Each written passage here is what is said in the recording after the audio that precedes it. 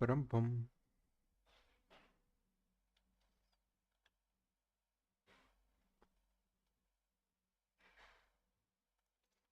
Hello, everybody. Hello. Oh, right. Interesting. Okay. We are back with Blasphemous 2. Blasphemous 2. I'm a little bit sleepy. Woke up from a nap like literally like a couple of minutes ago.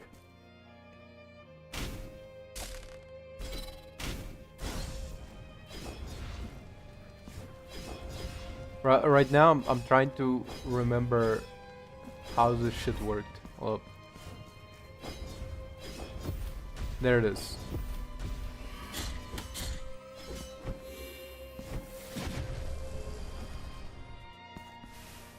Trying to remember how this shit worked because my mind ain't fucking working right now.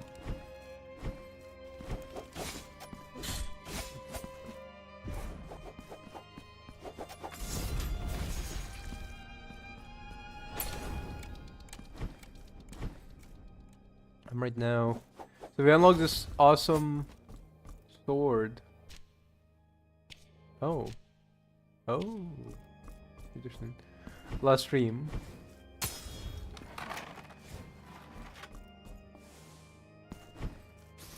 Yeah, cool. Where essentially the sword acts as like a... So like... It works exactly like this sword. Mechanically. Except... It has an additional attack of like a ranged attack. It works kind of also more similarly to the sword you had in the first game.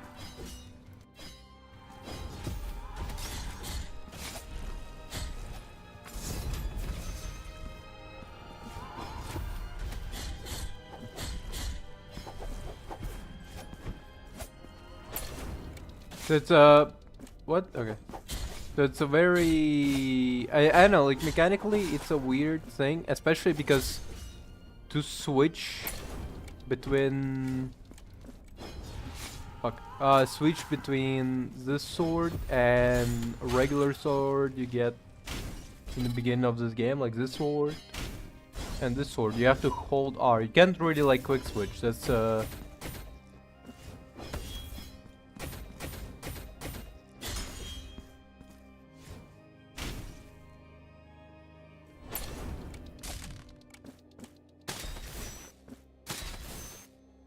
oh fuck. Really? Okay.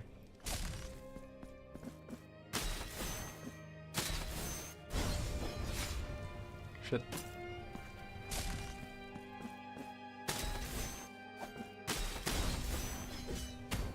Okay, well.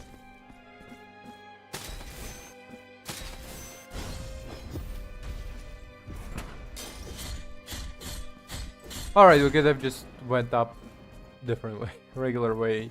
Through the ladder like a normal person.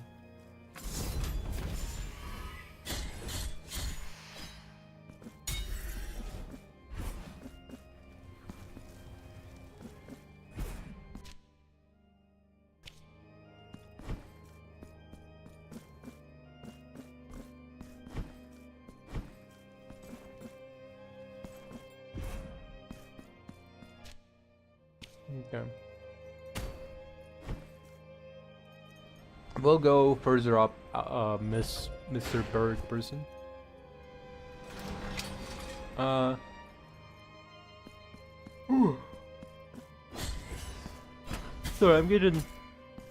I'm trying to like walk off the sleepiness right now. Not working well. I gotta wake up a little bit quick and I'm gonna be in working order.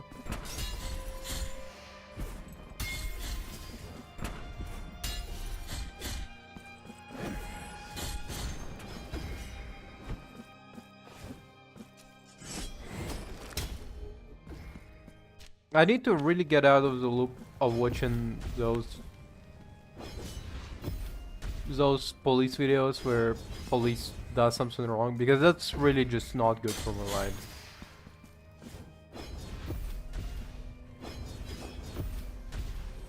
That's like a really... That's like a really terrible brain rot. Which is, speaking about brain rot, I was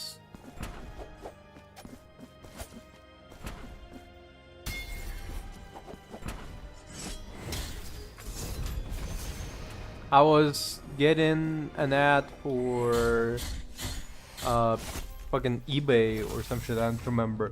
But like the ad had plushie, and the plushie was the Italian brain rot character. It even was titled Italian brain rot character Samson American, and I'm like, this shit ain't good.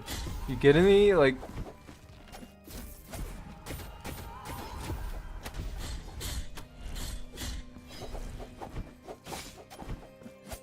that is a terrible thing to see. Me on the fucking Tinder like gets an ad for eBay, and like the recommendation from eBay is like, I think you will like Italian brain rot plushie, and I'm like, no. At least I know that all of the, because I was like skeptical, like, do they get those ads from like, I don't know, something that you might have searched up on eBay? Because I could have like searched it up or something, I know, like previous ads. So I was like, it's like something in my, because like usually I get these eBay ads, right? And like they have like their top listings in it, right? And I was like, okay, well, is it like a top listing completely unrelated to me, or is it like a somehow related to me? Did I somehow search up something that made eBay like advertisement show me like a fucking like women's lingerie? And I'm like, I mean, it could have, I don't know, like one time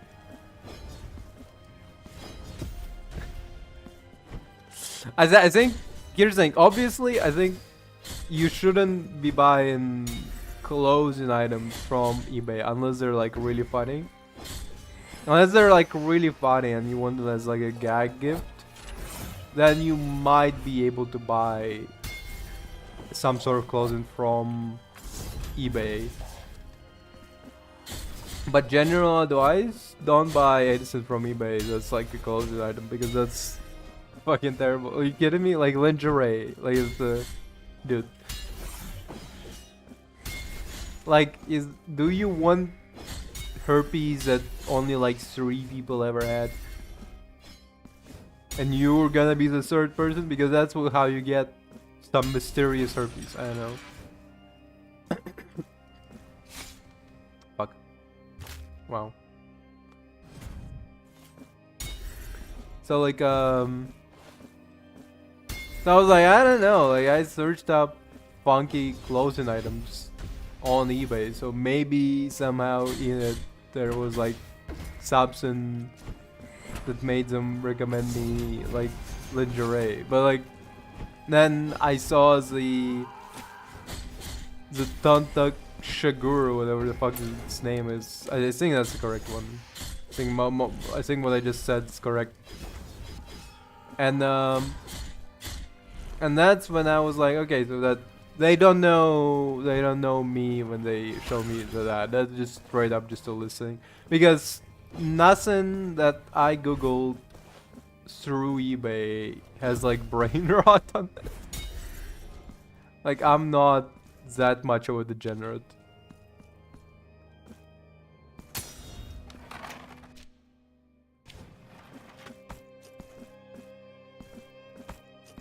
Like, there was some fucked up listings, but like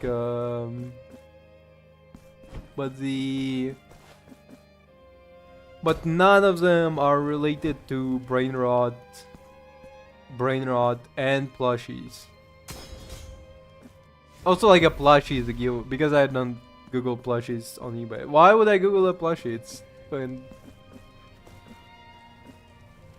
Flash is the least thing that I'm looking for on eBay. I'm looking on eBay. I look for like all golden articles of clothing.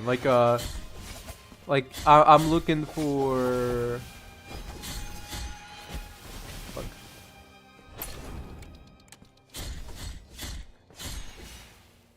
I'm looking for Nikes that somehow have all gold, all gold material.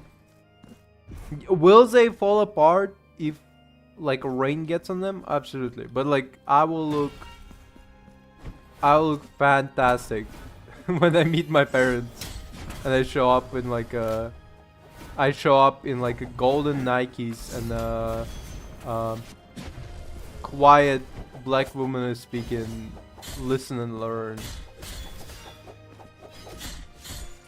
Like my parents will appreciate it for about 10 seconds. For about 10 seconds as I show up in this. Before they go, so you got like different clothes, right? And I'm like, no. I only have the quiet black woman speaking, listen and learn, and I have I'm black every month, but this month I'm blackity black. I also have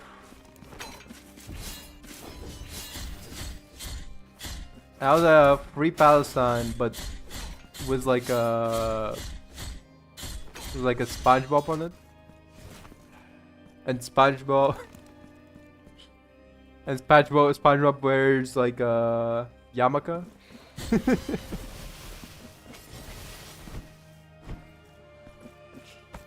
All of the items I listed you will find on eBay if you want to.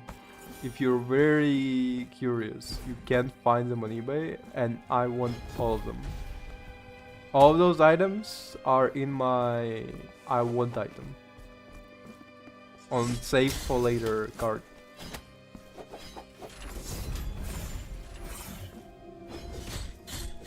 Maybe not the like Jewish SpongeBob with Free Palestine on it, because I don't know, that one I made up. But I did look into like Israel flag shoes, because I conceived of a clothes like fit that I think is like the most offensive. Like I call it you unlocked PvP area fit, which is because it started because I saw like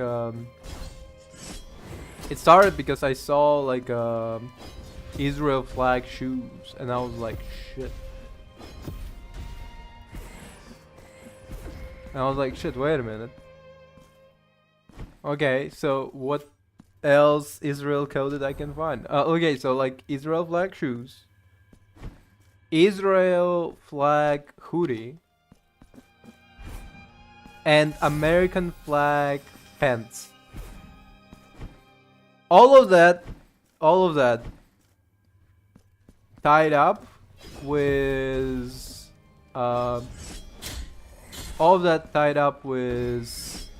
Palestine flag shirt, in case if somebody actually, like, in case if like too many people are ganging up.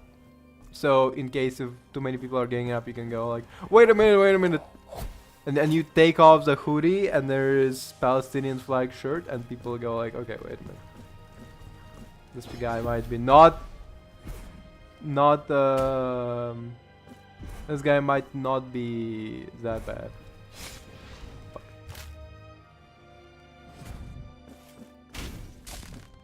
But that is a difficult fit to pull off. Wait, how the fuck am I supposed to? Oh, what?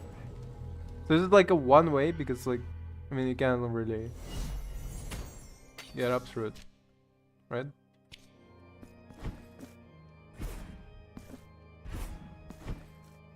Like I proposed this fit to one of my friends, and they literally told me, if you're gonna wear that, I will not be walking next to you, because if you wear that, you will unlock PvP. You will be. It will be instant. It will be instant, like, proceed to the PvP area, you know. Me coming out in my fresh fit when and everybody's looking. I mean, what's the point of a clothing item if it doesn't turn heads, you know? Well, you know what I mean?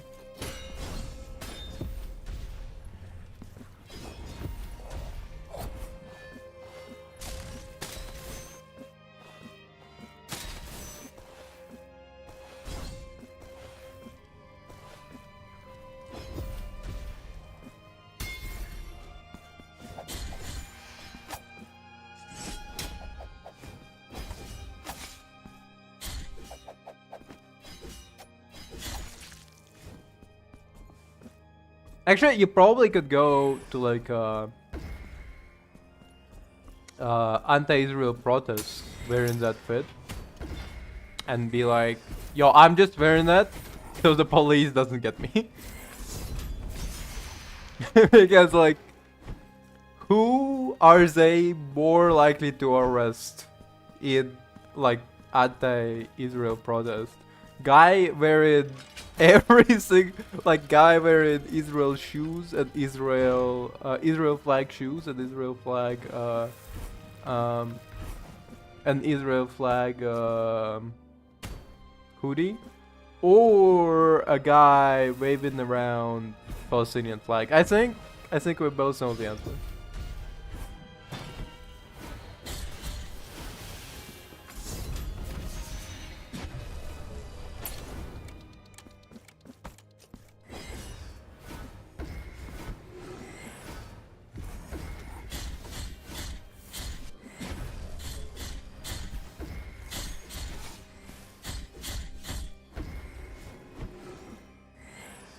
Goddamn.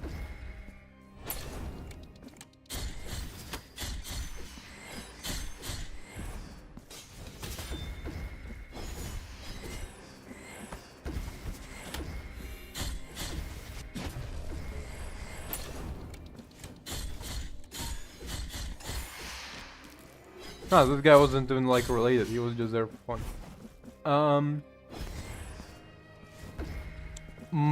Most of this idea just was born from seeing the Israel colored, like Israel flag shoes, because I was like, them's Israeli forces. I saw it and I was like, that entire thing was like, yo, this fits need to be. And it's better than my idea that as an old man I will be dressing up in like ahegao hoodies, showing up to like my children's fucking parents teacher conference or whatever, and like they're like, oh, how are you doing? And I'm like, oh, how's it going? And they're like, do you think it's maybe inappropriate to wear this hoodie? I'm like, what do you mean? It's like an anime thing. Like, yeah, I know it's an anime thing. Like, we both know what faces those are. And I'm like, I don't know. Actually, I have no idea. I think it's a cute shirt. They're like hot and sweating because the food is delicious. That's when fajitas are sizzling.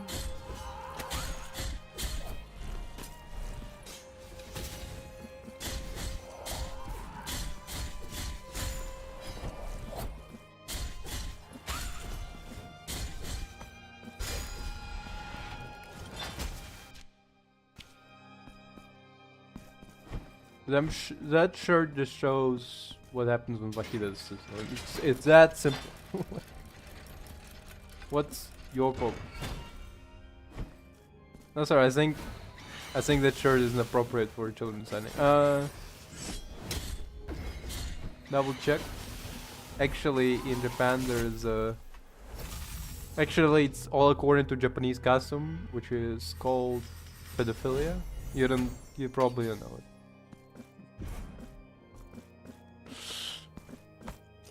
Actually, it's okay in it's okay in Japanese culture. Sir, I'm Japanese, no.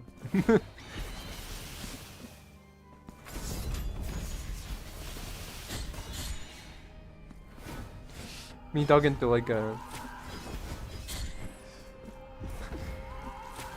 Is pure blood the wrong way to say it? Like I feel like out of all words I could choose, pure blood is kind of bad. Me talking to like a fully Japanese person, like 100% Japanese person who was raised in Japan, as they look at my Higawa hoodie and criticize it, and I go, no, wait a minute, it's actually all according to Japanese custom. And then they try to tell no, and I say, I don't know, I think I know more than you. I think I know more than you. I watch anime. You don't you don't know.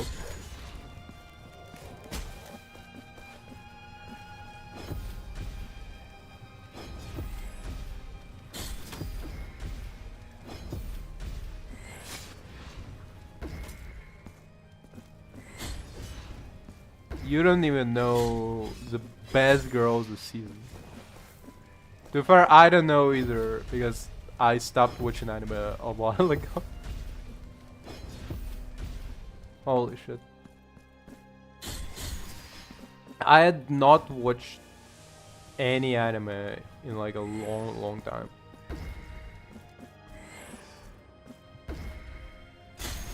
Like the closest to a recent anime that I watched was Train to Busan from Demon Slayer.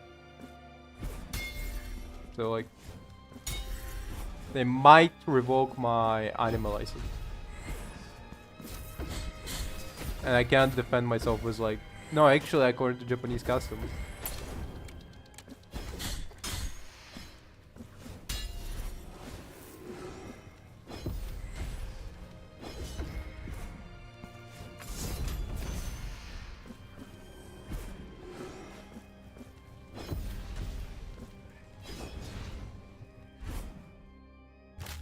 Fuck.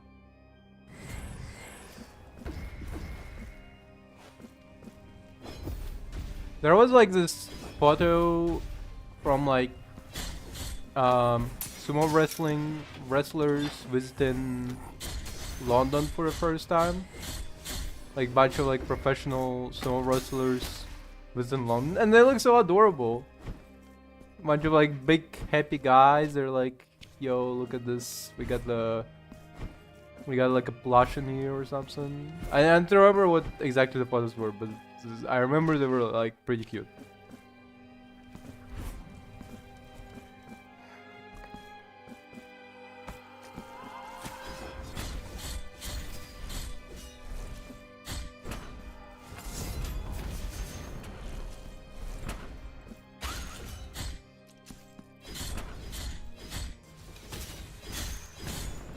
So this one doesn't regenerate health, it just regenerates like something, I don't know. Like I think there's like extra damage.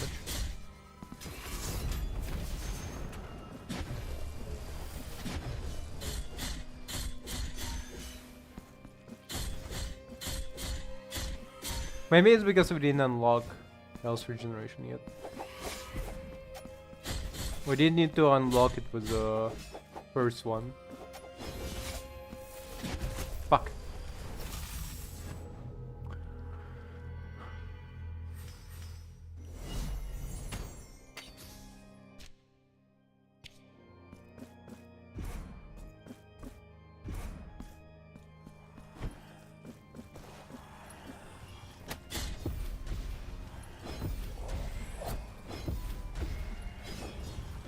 Fuck.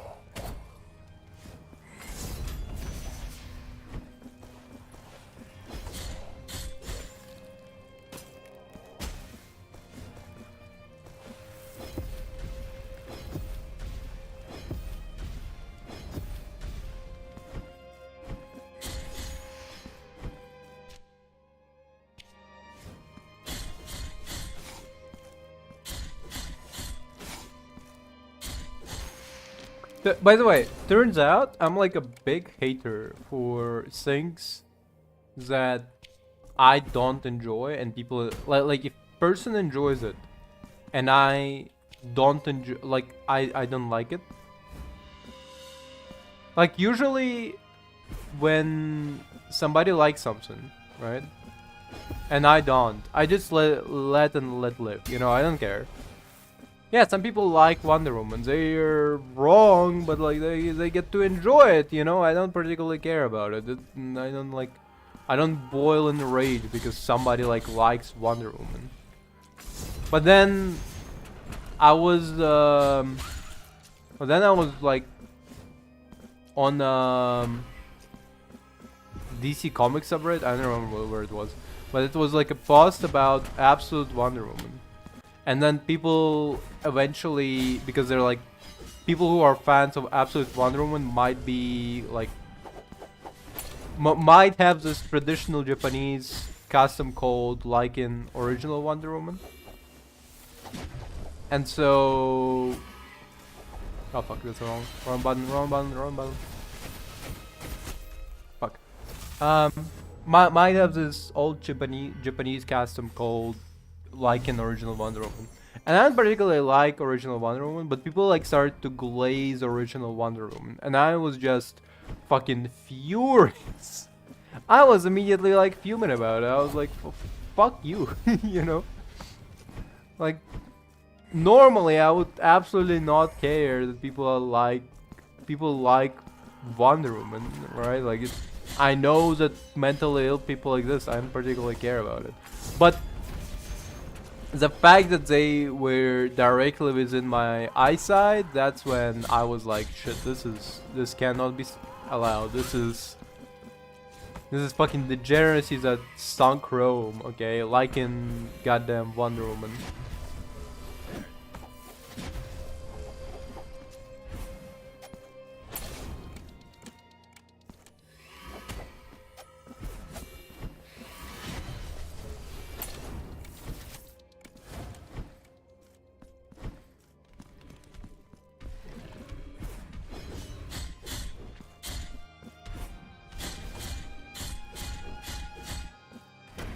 Fuck.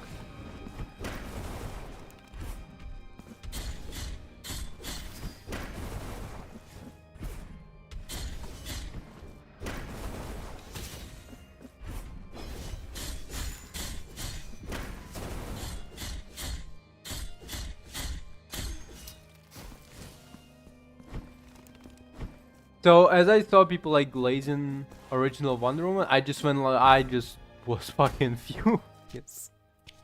And like, turns out I can let live when it's directly in front of me, you know.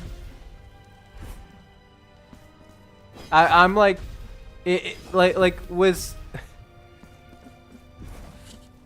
It's never with anything else. It's like it's only with this. It makes me think that for Wonder Woman, I'm the same way. That's like, well, for things I hate, I'm the same way that like all of those like gay, anti-gay conservatives who are like, well, I'm not against gay people, but do they have to do it in front of me? Like, and I'm like, I'm not against Wonder Woman fans, but do they have to do it in front of me?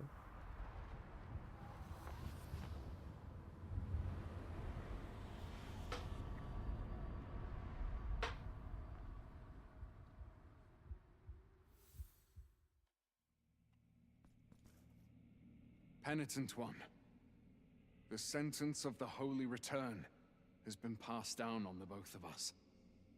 Eternal deaths and their eternal returns. For our purposes are exalted. So much so that we are as prisoners of them. So, come.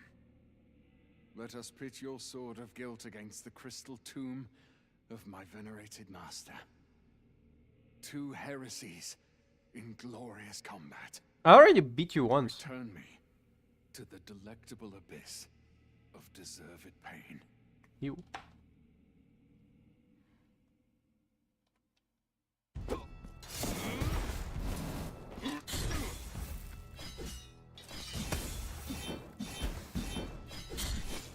Goddamn.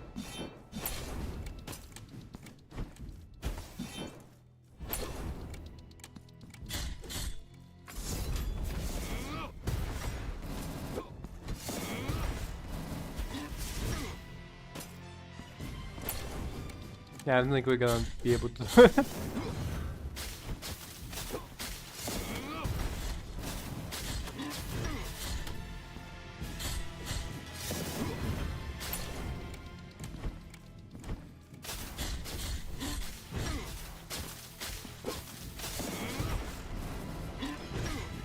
Got out.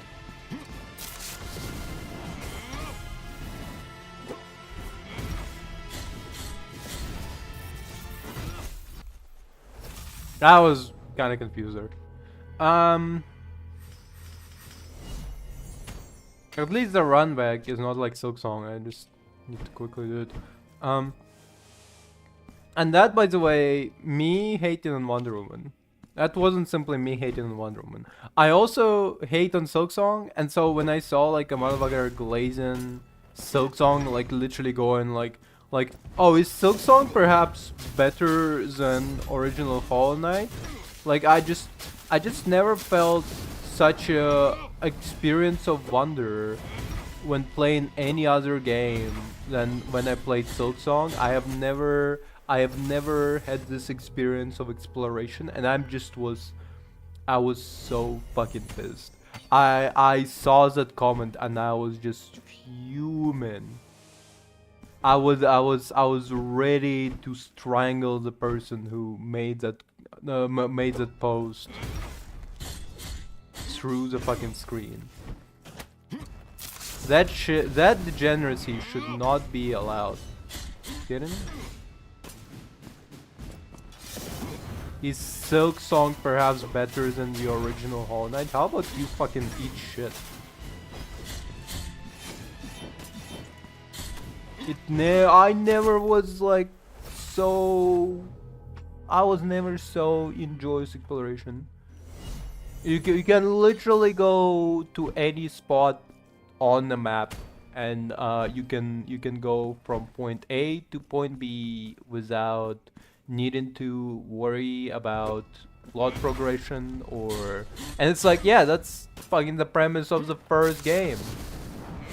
Except, you know what the first game did not have that the second game actually does have? Is the fact that there is way more areas locked behind there's way more areas locked behind the fucking imaginary progress bar. There's so many areas in Hollow Knight Silksong where you cannot get to it unless you unlock fucking like unlock the grinding mechanic, or you unlock the like literally I was stuck in Act 2 because I could not unlock the because I did not know where to unlock the fucking mantis not mantis, fucking hook grappling shit. And like and like in the original Hollow Knight, you could explore 90% of the map before you even ask yourself, oh, is there perhaps something I'm missing? Fucking kidding me. Gotta be fucking bullshit. Like, oh, I could like. And also, by the way, that the way that he worded it is also very unfortunate because it triggered my hatred for like the bosses in like the boss difficulty in Hollow Knight Silksong versus like regular Hollow Knight. He mentioned how like, oh, I've been fighting this boss but I found it too difficult, so I just started to go so I just ran around like the other areas before challenging the boss again. And you know what? No. That's like, you cannot glaze to me Hollow Knight Silksong just to say there was a boss while also saying there was a boss that was too difficult. And so I had to stop fucking... I had to stop playing for a bit against fighting against the boss, and I had to like go explore other areas. Because when I saw that, I immediately thought to myself, no. I immediately thought about all the struggle I'm putting in fighting the fucking bosses and how much I want to fucking strangle Team Cherry developers through my fucking screen every time I die to like some bullshit in the Hollow Knight Silk Song.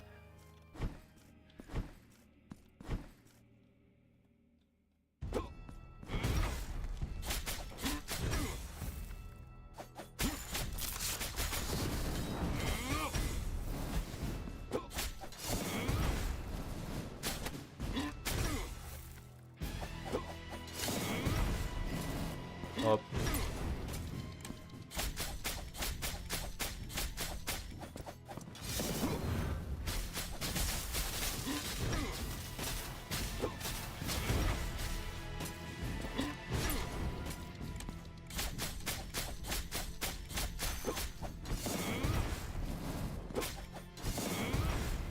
Sandwich.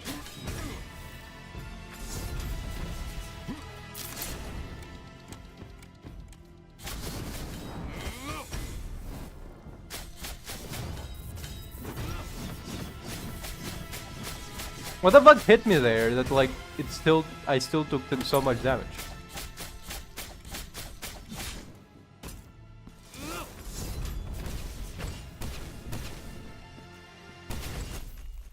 The fuck? Yeah.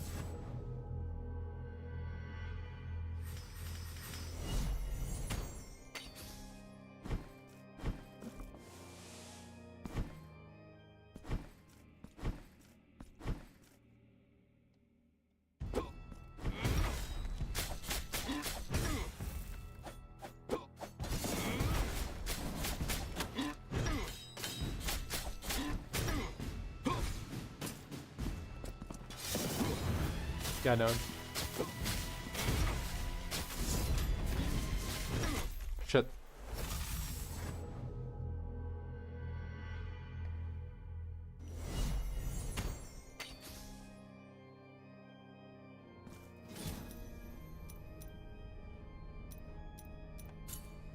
Do you?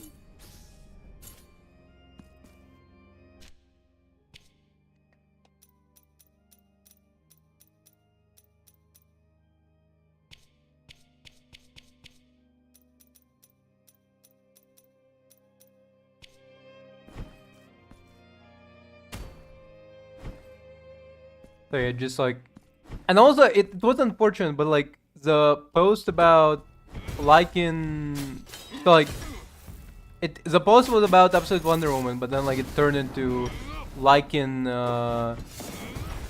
original Wonder Woman. It went from Absolute Wonder Woman to liking the original Wonder Woman pretty quickly, and the post about Silkson were like back to back. So maybe I was like biased against one of those. Because I essentially saw one get like massively triggered. And then I saw the other one and I was like, fucking, I'm even more mad now. Fucking what? Jesus Christ.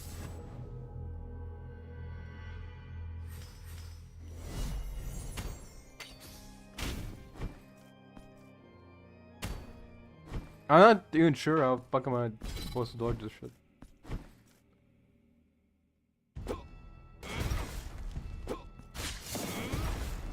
You can block this one, it's AoE, that's one obvious.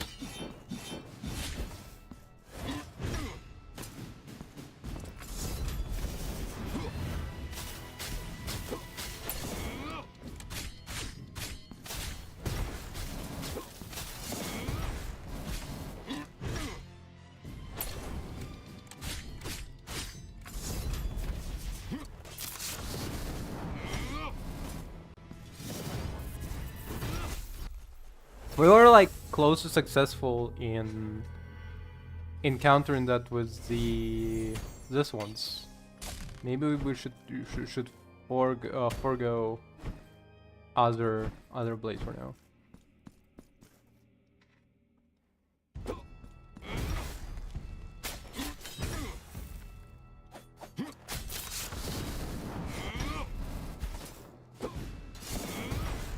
Fucker. Stop!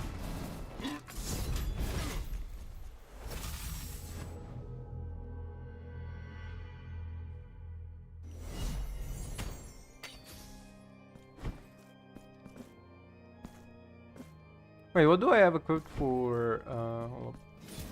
Altar of Favors? Do I have the... No, I don't. This is pretty good actually. I do need this. No. No. Fuck.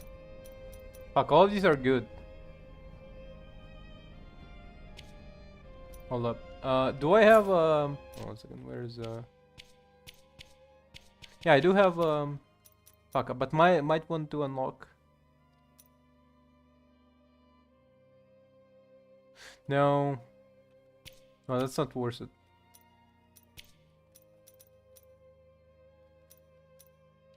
Yeah, let's no wait, but 3 is not enough anyway. Fucking I don't know what the fuck my master's doing. Like you need at least 10 to unlock it anyway.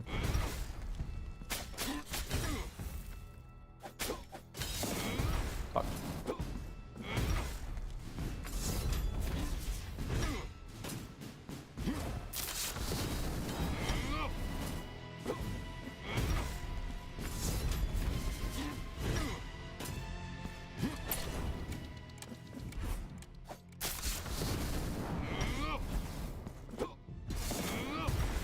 Fuck. God damn it.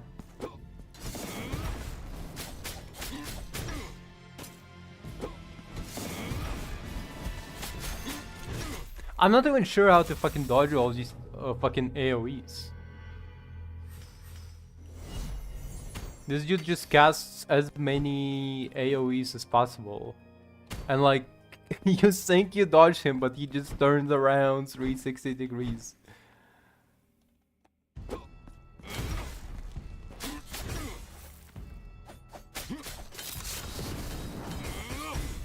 There it is.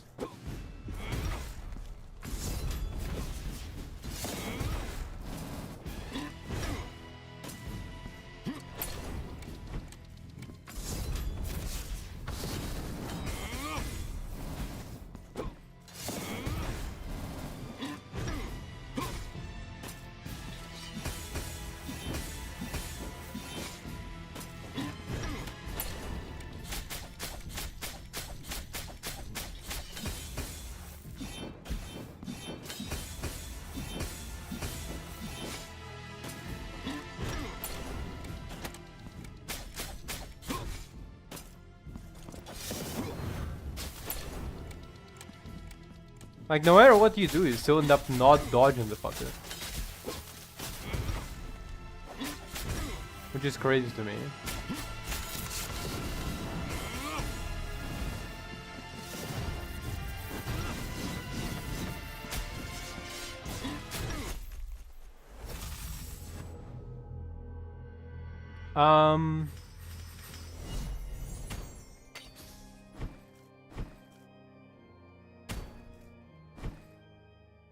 Actually, about Wonder Woman. So as I sent like talking about Wonder Woman to my like I sent it to my friend. Partially. What? Why was I stuck there in the middle of fucking? Okay. So if, like he just stopped moving. He would just not do anything anymore. So that's not my fault. But I sent like the me talking about the fact that I hate Wonder Woman to my friend, which she knows. Like it's not like a revelation, but then she suddenly was like, actually, I'm starting to agree on you hating, on your hatred was about Wonder Woman, because recently the most recent Wonder Woman run, under. I forgot his name, like Daniel King, something like that, like Thomas King. Like the most recent Wonder Woman run has been accused of being dog shit and misogynistic, and I'm like, you sure? Because like usually Wonder Woman runs are misandrous. Like You sure it's misogynistic? And it's like yeah. There's like a entire like dissertation a guy wrote for his fucking doctorate or whatever. Look at this. He was like stuck for no reason.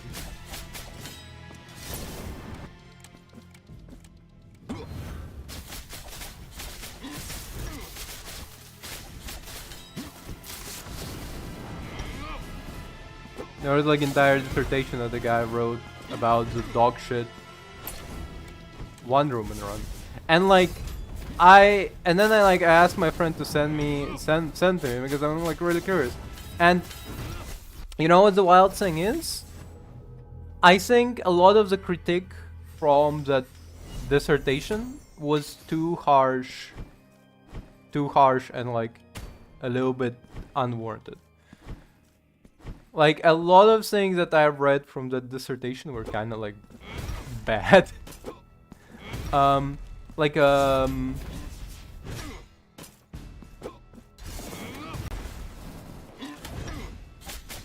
Like one of them is like the fucking writer, the dissertation writer did not like the fact that well, number one, he seemed to have already not liked the writer for Wonder Woman. Like he already proposed it with the fact that the previous works of the same writer were kind of dog shit, and so he does not like the writer's writing in the first place, right?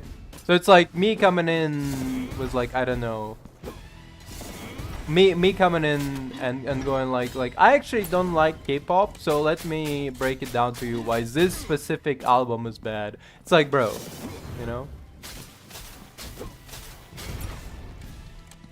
be a little bit more open about your biases. Maybe you're not the best person to write a dissertation on why this run of Wonder Woman is dog shit if you already did not like the writer in the first place.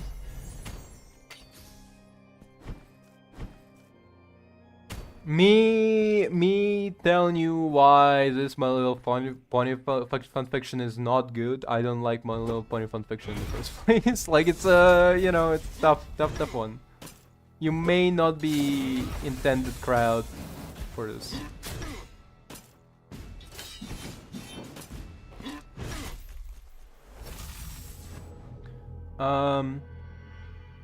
Me telling you why the specific stream from Hassan was pretty bad when I hate Hassan already, you know, it's like so as I was reading, I was like, okay, well, this is tough one. And then he said essentially a lot of active descriptions of action descriptions like she went there, he did that, that's what's going to happen, you know, like a third person view narrator of the story was from bad guy's perspective. No, all of it was from bad guy's perspective, or at least majority of it seemed to be. And the writer of dissertation did not like the fact that it was from his perspective, which is like not uncommon. It's not super uncommon to have like the villain go, and that's how the hero defeated me. See you later, He-Man. Like, you know, like that's not an uncommon.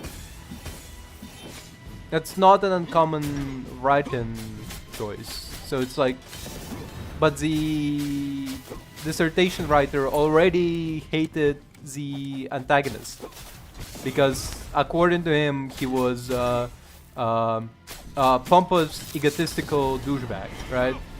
Which is, I mean, it's good, right? Like you hate the villain, and but like for him, it's like, for him the experience got soured because he had to listen to the villain, who he did not like, which is like, I think, grade A in terms of like writing, but like you know, You can disagree with me. I don't know, but like I feel like if you write a villain, a bad guy, and people dislike the bad guy, okay, that means that as a writer you did a good job. Not all villains should be Husband Hotel, fucking Sherlock Holmes, quirky gay guys who are like oh you're so evil, you're rascal, you know. Sometimes you want to have like an evil bad guy who's like I'm egotistical maniacal douchebag and like you shouldn't like me, you know, like that's a good like you know how many of those I've missed. I've been complaining almost 24/7 about how many times I've missed a bad guy who's like an actual bad guy and not just like a misunderstood hero of his own story, you know.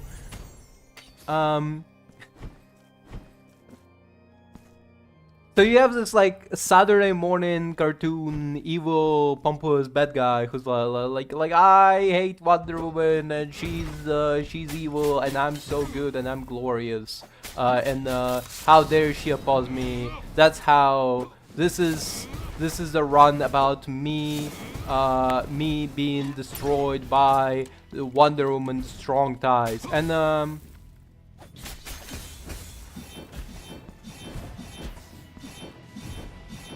fuck. And I find it cool. That's good. That's a cool. I personally find it interesting. Then he pointed out a bunch of like like weird inconsistencies, pretty like what I would describe as bad writing. Honestly, like if everything happened exactly as he said it did, because I did not read the entire issue. I didn't know it, but like I read like 7th issue of that comic, but that's because 7th issue of that comic is absolutely unrelated to the entirety of the comic. That one is a weird one, because apparently like the 7th issue is Wonder Woman going shopping for Batman's birthday present with fucking Clark Kent, with Superman, and like that's just out of nowhere. That just happens out of nowhere with no like prelude or anything. It's just like in the middle of the entire, you know, thing. In the middle of the entire conflict, Wonder Woman just goes shopping. Women be shopping, am I right? But like that one is weird. But like I like if it's isolated. For some reason, the guy hated it. Beside, like he essentially wrote, it's really shit, and it's also really confusing to have it in the middle of the comic. I can agree that it's confusing to have it in the middle of the comic, where you were when you're reading this like fucking action adventure shit, and then suddenly Wonder Woman goes be shopping with Superman for birthday present for Batman, and it's like, what the fuck is going on? You know, you get confused. That one I can totally see and understand. But the fact that he absolutely immediately was against it as like even the concept, which is like, it's not, they're super friends. Can you like ease up a little bit? They do be like Clark Kent and Wonder Woman is like best friends of Batman.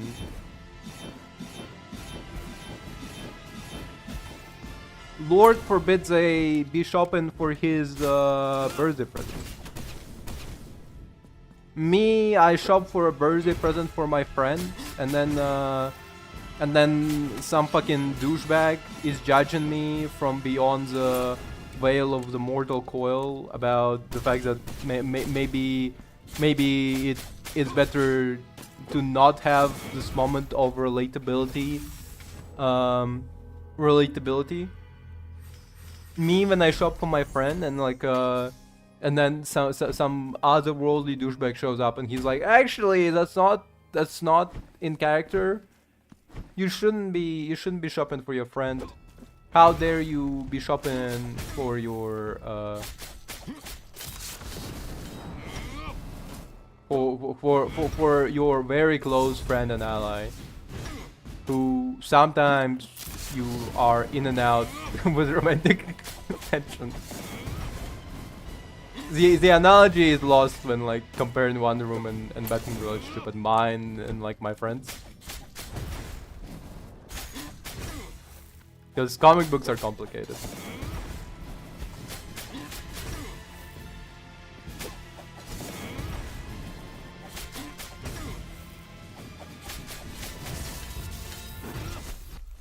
Sounded.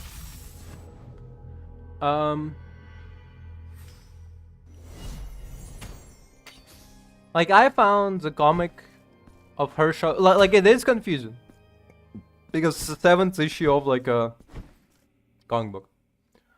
Seventh issue of like a run, like Diana had like a lot of story going on, and like then suddenly she goes shopping for Batman's birthday present. That's kind of weird. I can give you that, but but also at the same time, it is kind of like it was an endearing moment, and the fact that he shat on it completely was like dialogue is cringy actually. Like them being friends. Wonder Woman, Superman, and Batman are friends. Unbelievable. What next? You tell me they're in Justice League together?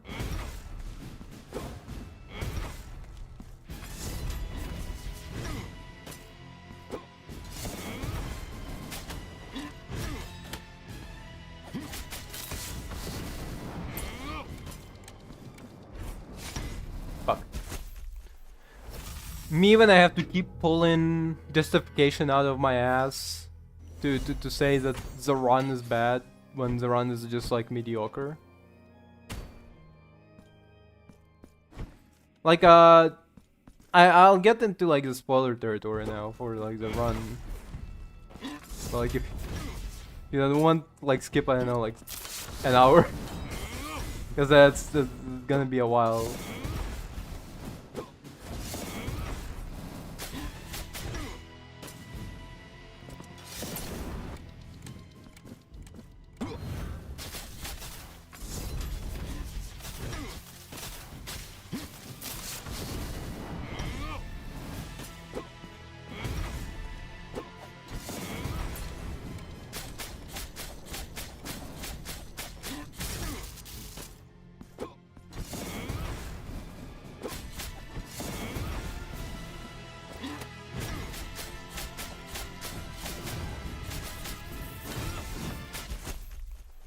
Unbelievable. But the run, I mean, yeah, like the weird illogical inconsistencies was like the fact that the plot kind of just goes nowhere. Diana gets like dragged around from like place to place. That is a fair one. By the way, I was not very familiar with like the authors, not of the thesis, but the authors of the comic book previous works. So I had to like only trust the author of the thesis on the fact that like the previous of his works are also bad. But then in the comments, somebody pointed out that in fact that like actual dog shit parts of the previous comic books that this writer made are not even made by him, but like there's like other people who stepped in like after him, and then like that part is attributed to being like dog shit, and like he's known to be like a solid writer. It just he unfortunately gets sometimes cleaned up after by like people who don't particularly care to keep storyline good. Fucking what the fuck?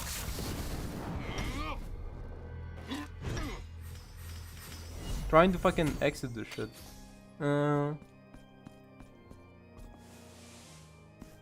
And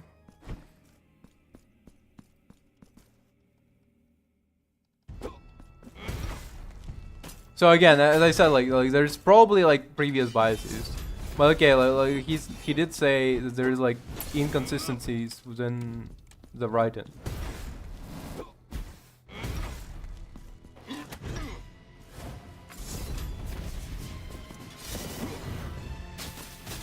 And if those inconsistencies, as he says, sure, that's bad. That's bad. Like when work is not very consistent, sure, good enough. But then there is like complaints. Well, number one, so Themyscira gets essentially the U.S. government fearmongers against Amazonians because like there is this one Amazonian woman who's like killed 17 people in the bar, which is like a lot of people, and people immediately up in arms against like Amazonians because, well, I mean, it's like all demigod super warrior women walking around and they essentially being like mega super weapon, right? And so people are kind of like up in arms about the idea of like them just walking the streets, like they don't like you, and the fucking he just stands there. Takes what the fuck? Okay, and the thesis writer goes, well, people wouldn't be that stupid to just blame. Like Themyscira has like what, 5,000 people at best. You're telling me like entire U.S. population is up in arms because of 5,000 people? You're telling me U.S. population would be like so easily fearmongered against like minority population for no reason? And it's like, yes. The comic book run is in 2024. The fucking Trump was running on fucking Haitians eating your dogs fucking spiel. Yes. What, are you stupid? Like, people wouldn't be stupid enough to believe such an obvious like lie that like minority population is out there fucking dangerous. No, there would be absolutely fucking. You kidding me? Like entirety of Republican establishment is running on fucking trans people are committing 100% of your of mass shootings. So it's like, yes, in fact, I believe this is actually just good writing. And then he goes, why does US even have a problem with Amazonian women? Like, why would US government even like try to fight them for no reason? And it's like, bro, have you not read DC comics? In the Amanda Waller last week fucking created army of Amazos that all copy and steal the superpowers of every superhero.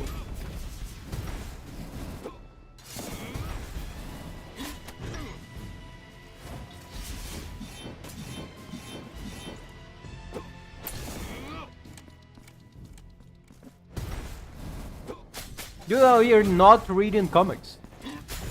And comments on how the writing is bad. Maybe fucking read for once.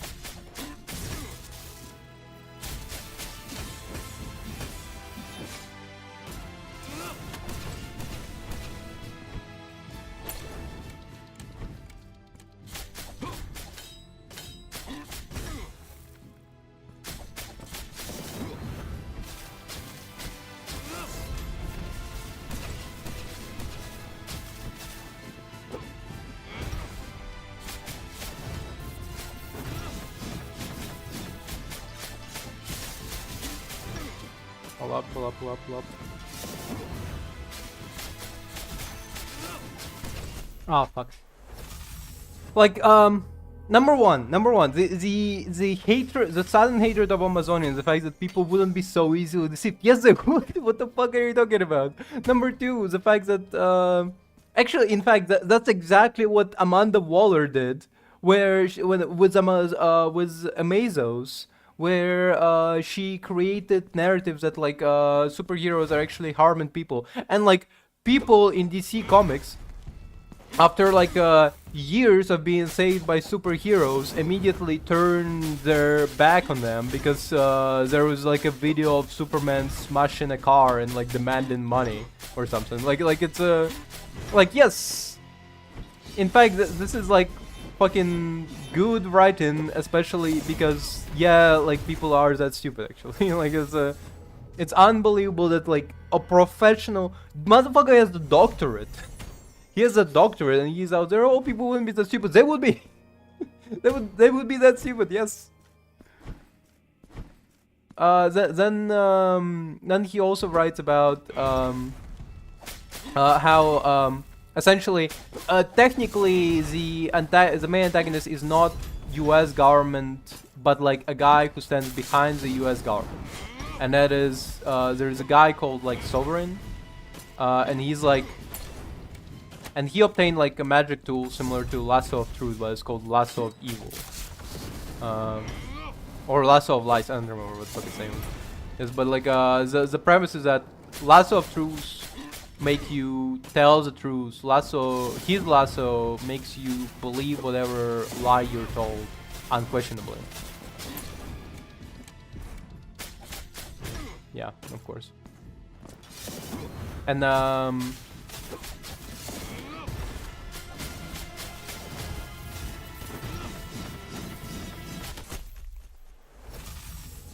unbelievable.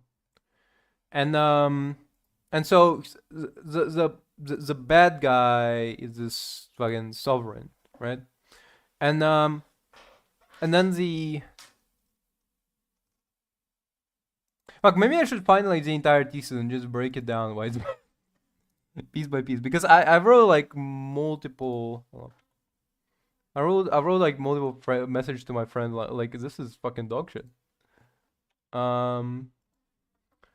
Wonder Woman 2024 run critique thesis.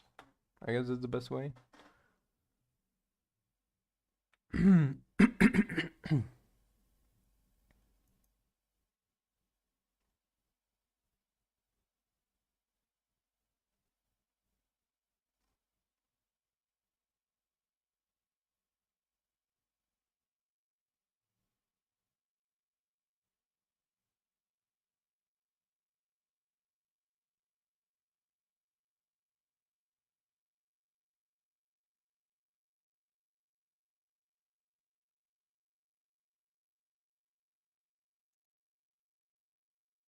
Wait, hold up. This is like the exact opposite reviews and that guy who wrote it. Hold on a second.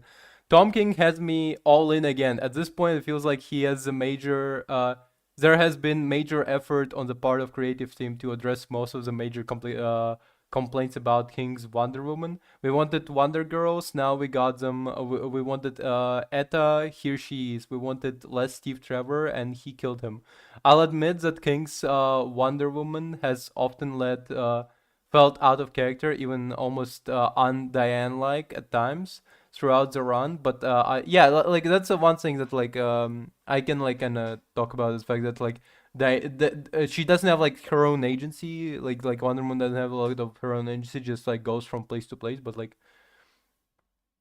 story shifted away from being traditional Wonder Woman comic into more of Batman team up for few issues. And but in this issue, we finally saw Diana both kick ass and be a mother. I always argued that if Clark and Bruce get to have biological children, there is no reason Diana shouldn't as well. Yes.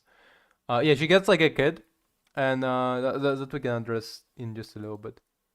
I'm trying to find them, but like, a lot of positive reviews, like 7.8. What the fuck? 7.8. 6.9. What's the bet? Wonder Woman, yet another infamous Tom King bait and switch paired with shocking yet pointless act of violence. King is truly turning into one-trick pony by killing a long-time character for shock value and confirming that a central plot point since the beginning of this run turned out to be fake out 4 out of 10. Story of Wonder Woman 14 drops ball every level of writing. Only saving grace is the artwork. Okay. Where can I find the fucking what was it? I'm trying to find that fucking review of Wonder Woman that my friend sent me, because that one was so, I had like so many weird complaints about it. Um 1 second. Du-du-du.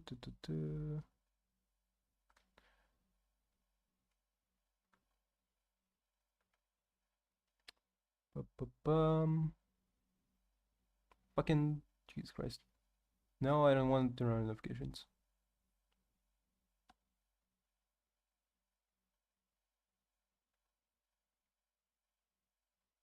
Yeah, what do I need to Google to read it all again? Problem with Tom King's Wonder Woman. DC Comic News. Okay, there it is. Problem with Tom King's Wonder Woman. DC News. Or reviews, whatever. The problem, there it is. Perfect. I mean, the art is absolutely gorgeous. You cannot argue against it. What?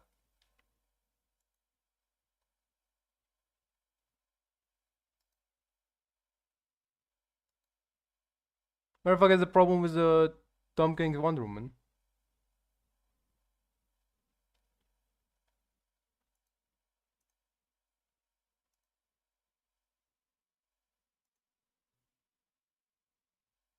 There it is. Fucking, why did it disappear? Okay. Oh, it's fucking disappeared on the first page inside. Okay, now it makes sense. So, we started pretty simple. Back in Wonder Woman 1, King introduced readers to a murder by Amazon. So essentially, here he breaks down, like even if there's like 5,000 people, 5,000 Amazonians, why would like people immediately go against them? Like even during 9/11, focusing on immigrants, they didn't like there's no political climate like demonized Hispanic immigrants and terrorist attack on 9/11 on Middle East immigrants, which is like, that doesn't matter.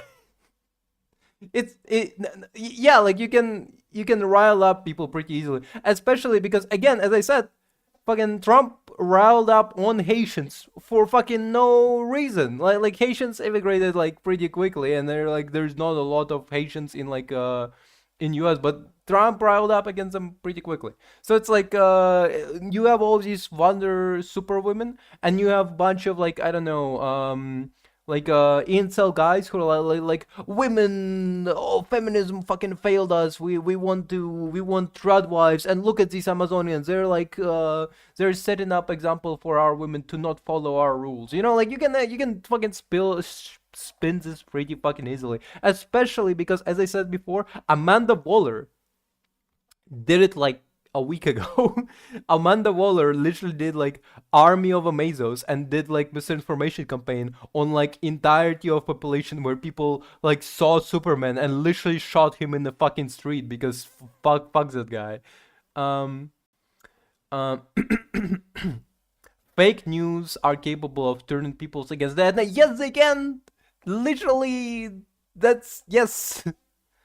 As the series progresses, it's clear these people are not under sway of lots of lies. Yet that's the item that was introduced. That's what the sovereign uses to control entirety of US. Another initial aspect that trouble in King's villain Sovereign is shown to be on one in a long line of men who has used this lasso to run the US government from behind the scene as a way to as a way back to Revolutionary Wars. This is, yeah, Edward places all the blame for hatred, bigotry, racism, and misogyny on Sovereign. No, what?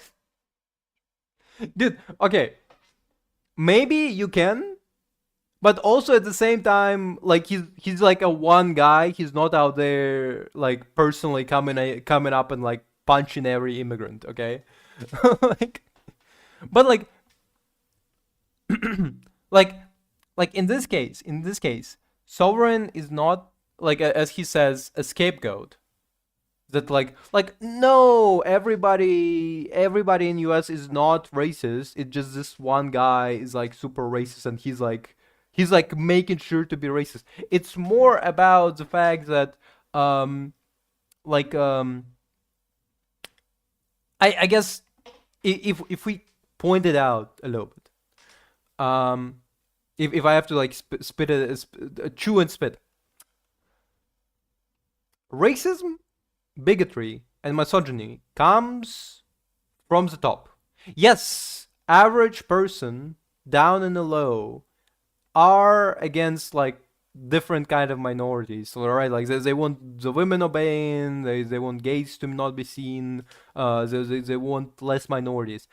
But the person who makes sure it's legal to be racist, misogynistic, bigot is at the top.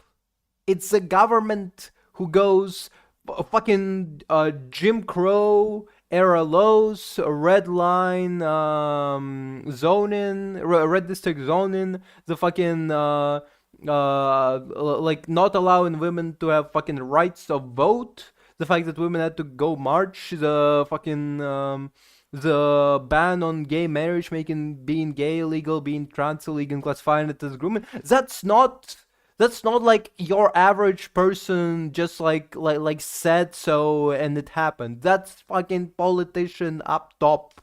That's the worst person out of all the racist bigots coming up on the top of the fucking crab bucket and then going and now I say being gay is illegal. That's what Sovereign represents. He's like the worst of the worst and he gets to control entire fucking planet with lasso, not the entire fucking country with lasso of lice. That's what Sovereign is. He's like the worst of the worst, the crabs that like climbed from the top of the bucket and then he fucking dictates the rules to everybody and allows essentially an average person to be as hateful and misogynistic and bigoted as they want to be without fearing repercussions because Sovereign is backing them up.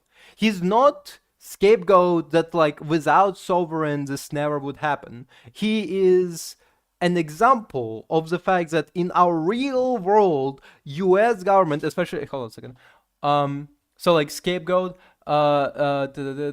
is that what King wants to say? Sorry, it also compromises any integrity of the U.S. government inside the DC universe. Is that what Kings want to say? Does he really want to imply U.S. government is and has always been operating as a force for hatred? Yes, yes, it was. You stupid bastard. That's just the real life lore. Yes. Yes, you're right.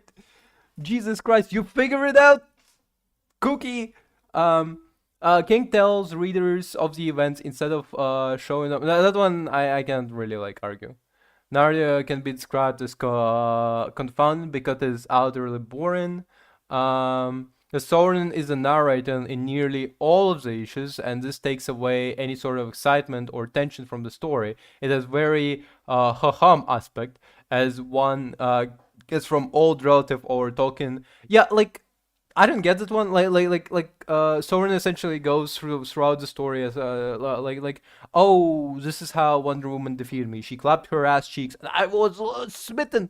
But You know how many stories there are like that where you kind of like know beforehand that the villain or the protagonist is gonna win. Number one, like obviously protagonist is gonna win. Number two, obviously antagonist is gonna lose, and that's like just the nature of stories. There is very few stories that go bold way of like protagonist loses, but like do you know how many stories go? Fucking look at Megamind for example. It literally starts with the ending of like yes, that's me. I wonder how you got that. Like that's a trope. That's a trope of a thing of like you know you start at the ending and you arrive at the beginning and you figure out how you got to the ending. The fact that it didn't catch you specifically is not exactly the writer's fault. You just not vibe with the trope.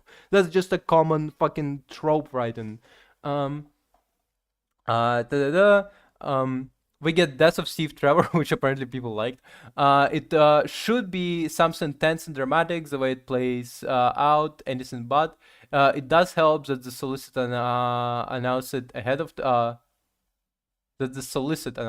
time.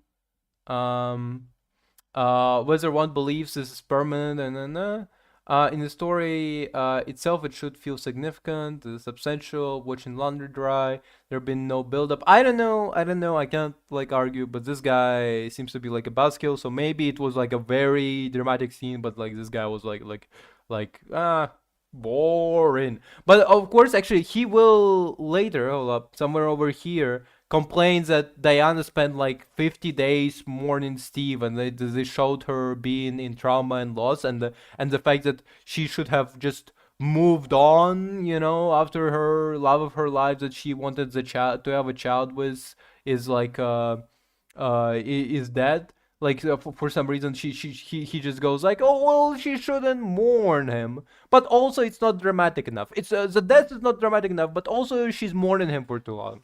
Perhaps stealing Wonder Woman's spotlight is a part of King's plan to show how Soren makes the story of Wonder Woman victory his story.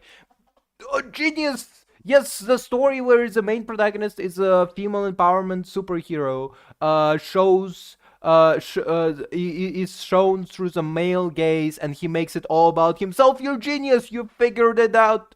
Um, one thing that King does is remove almost all agency from Diana as she awaits. She waits for things to happen and takes almost no accountability. Soren, it's almost like King is inviting readers to enjoy seeing Wonder Woman helms under sovereign thumb. Um, There is essentially two moments, 14 in the 14 issues in which she decides to do something, gets sort of solution, and tried to create a child of clay like herself was a part of Soul of Steve. Outside of this, mostly just talking or crying. You see, like what I'm talking about? Like no, it's not dramatic enough.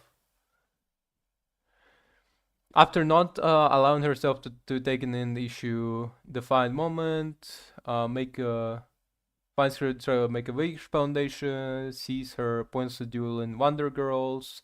Okay, this one, it was kind of stupid for me. This definition of wasting an issue, everything is out of character and the plot point is nonsensical. They're all Amazons, they're all affected by what's happening. Diana should sound utterly stupid saying I can do it myself. But it's like Diana's main like fucking character defining trope is the fact that she's like a headstrong, I'm doing it myself, I am the big strong woman thing. Like that's her main like character thing is the fact that she all the time whenever somebody offers to help, she's like I can do it myself. She's like Batman but like worse because Batman doesn't have superpowers, so when he cannot do something, he will ask for help. But Diana will actually fucking do it herself, and then go. So see, I told you I didn't need help. Um, Knowing public enemy number one, what's going on, prepared in some way. She doesn't even seem to. Yeah, that one's kind of weird.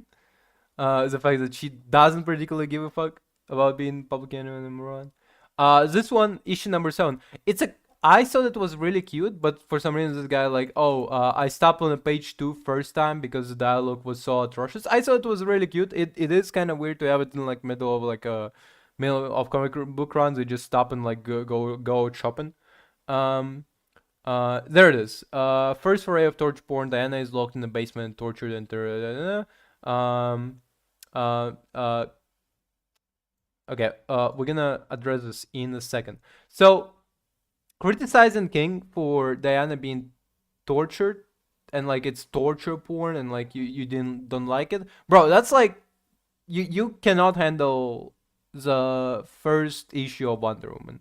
Because the first issue of Wonder Woman, her like main weakness is the fact that if somebody overpowers her and makes her submit, she will have to like follow their commands, and that's because the writer was into BDSM, some dub dynamics, some sub dub dynamics and shibashi, and like if you Google early Wonder Woman artworks, I can Google right now, but it doesn't matter. Like you can Google it if you want to.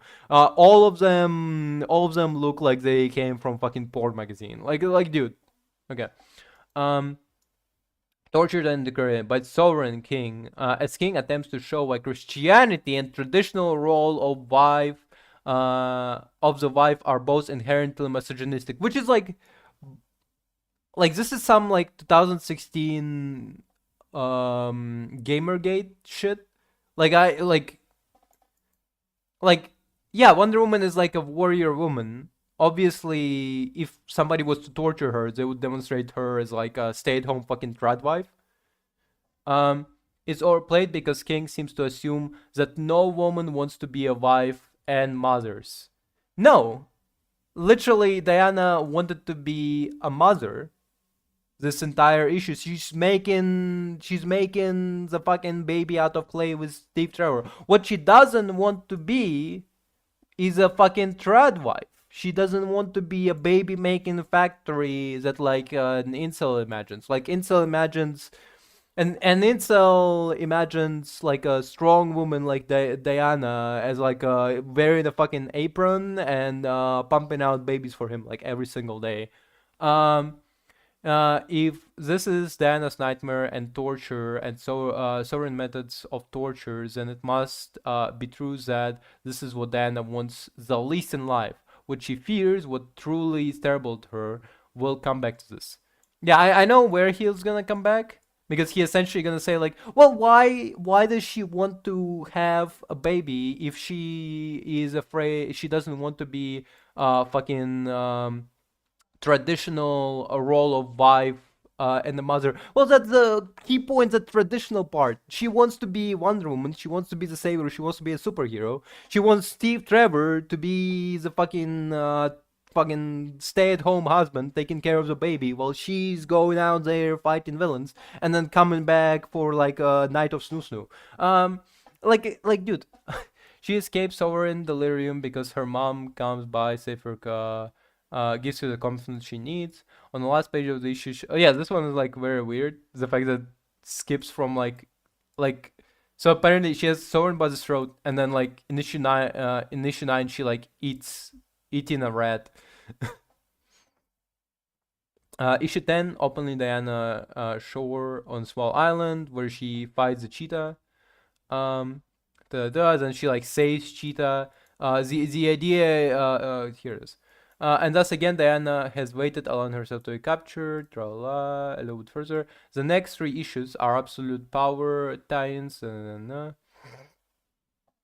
While Diana does take initiative to create Trinity from clay, like she herself, she wastes most of the time doing nothing, mostly cries.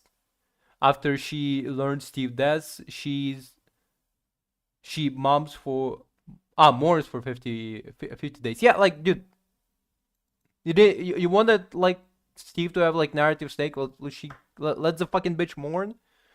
Something like that. Guess when the man you love is killed and you most respect and and you're the most respected superhero in history of comics, you just mourn and cry. Well, dude, this is like this is actually, by the way, this is what male characters were criticized in for like toxic masculinity, is the fact that Like you would have this emotionless superhero who like, oh, my wife died, well, whatever, I'm gonna go fight the bad guys, I'm not gonna like cry or I'm gonna show emotion, I'm just gonna go fight the bad guys. That's how the boys do it. And now this motherfucker expecting Wonder Woman to do exact same thing. Like, no, I'm not gonna mourn the husband that I loved. I'm not gonna like show sadness and emotion, to and then fight the guy. Maybe I'm not like in the best headspace to like go out. No, I'm a strong, respected superhero. I will go out and fight him immediately because I'm a motionless brick. um, Not long ago, Diana herself returned to the land of the dead. The question becomes, why does Diana not make an effort to rescue Steve? Um, since she, but like this one is a very weird one because it's like, bro, it's like magic shit. Like as long as the writer did not write it's possible, you can assume maybe it's not. It's like that bullshit and like Harry Potter. Well, why they don't do X? Well, that's because the writer doesn't want to do X. Sometimes there is like suspension of disbelief. Yeah, she went to like the island, the fucking land of the dead or whatever in previous issues. But like, maybe this time it's impossible because fucking Trevor wasn't Greek, for example. For example, Trevor was Christian because we know that there isn't simply like Greek pantheon. There's like many pantheons. So maybe Trevor fucking goes to fucking Yahweh. Maybe he was fucking Scandinavian. He went to Valhalla. Um, where's for epilogue, it would have been a beautiful touching moment had Diana failed to bring Steve back, got imprisoned in Sovereign, and this was the end. This would have worked. It's out of place here. It's confounding. This one I kind of see as a fair criticism that you could place it in the back, but like also, I mean, writer decided that like she gonna mourn first and then go kick some ass instead of kicking ass and then mourning, which is like strangest part, the whole scenario is that King seems to have pushed Diana in traditional role of a mother when he was railing against traditional roles a few issues back. But that's not the argument. The argument isn't the boohoo being a mom is bad. The argument is the fact that being trad wife against your will is sucks. Sovereign wants to make everybody a traditional trad wife, a fucking pumping out fucking machine. And Wonder Woman is all for your agency, for women's agencies, and so you fucking, it's that easy. Appearance Wonder Woman. Trinity came. Where? And he like puts it into like, no, maybe Sovereign was showing her ideal lifestyle that she was rejecting, which is like, bro, what? From her first appearance, Trinity came off as respectful, full of herself, generally and likable. You only have one chance to make first. Was King even in charge of Wonder Woman 800? Well,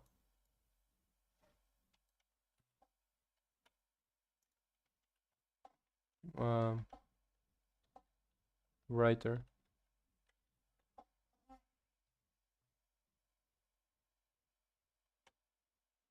Michael V. And Tom King. Okay. Well, I mean, you can't place the entirety on the King. For a while, King dropped clues Trinity would not, in fact, dance natural childs, but rather Emily's. With writers like King, one often fears the worst, and it was easy to assume Emily had been sexually assaulted, and Trinity was a result. With this type of background, it would be easy to forgive Diana and others around Trinity. She was growing up, maybe avoid. Well, that would be like fucked up, if like if Diana Prince is neglecting the little girl because a she's like rape baby. Like the fact that every superhero is out there fucking, ew, rape baby. Ooh. or should have gotten a super abortion. Like, our knowing that Trinity is role their own initiative decision making, while emotionally distraught, it just makes it seem like Trinity was raised poorly by Diana because she was too busy being Wonder Woman. Yes, that's exactly the point that I was making. Diana, fucking Wonder Woman, she wants to be a Wonder Woman. She wanted to have Trinity with Steve. Steve's a stay-at-home dad while she's fucking Wonder Woman. Now she's a single mother who balances work that being Wonder Woman is and raising child. Because guess what? As a Wonder Woman, you can't fucking take a day off. Crime doesn't sleep exactly, you know? How to be more than just baby sitting now and then. Um, Frame out maybe more than just babysitting now and then. To Demi and John, yep. Maybe Diana neglected her time with Trinity, and instead of spoiled brat who got everything out of pity, she's a brat because she didn't get love and attention from her mother, and she doesn't have a father figure in her life.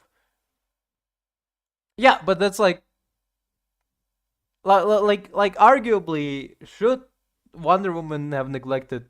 No, but also at the same time she is like fighting crime. Like it's like that fucking it's Spider-Man girlfriend dilemma where it's like do you drag in your like significant other into like your fight crime like what's more important, fighting crime or like relationship with your loved one? And sometimes you can like try to juggle and balance it a little bit, but like not all the time. And like maybe it's like a failure on Wonder Woman, not like maybe conscious, but the fact that she's like prioritized like the life of many over the her daughter. She's like, oh, like she gonna turn out well, you know, like my mom was working, right? Like I was growing up without a father figure. I grew up with like my mom working around the clock. Like I barely saw my mom for some periods of time. And like, what, you're gonna blame my mom for like trying to provide me for me? And in this case, it's not even like providing for me. In this case, it's like, oh, will you blame a single mother for trying to also save people? Like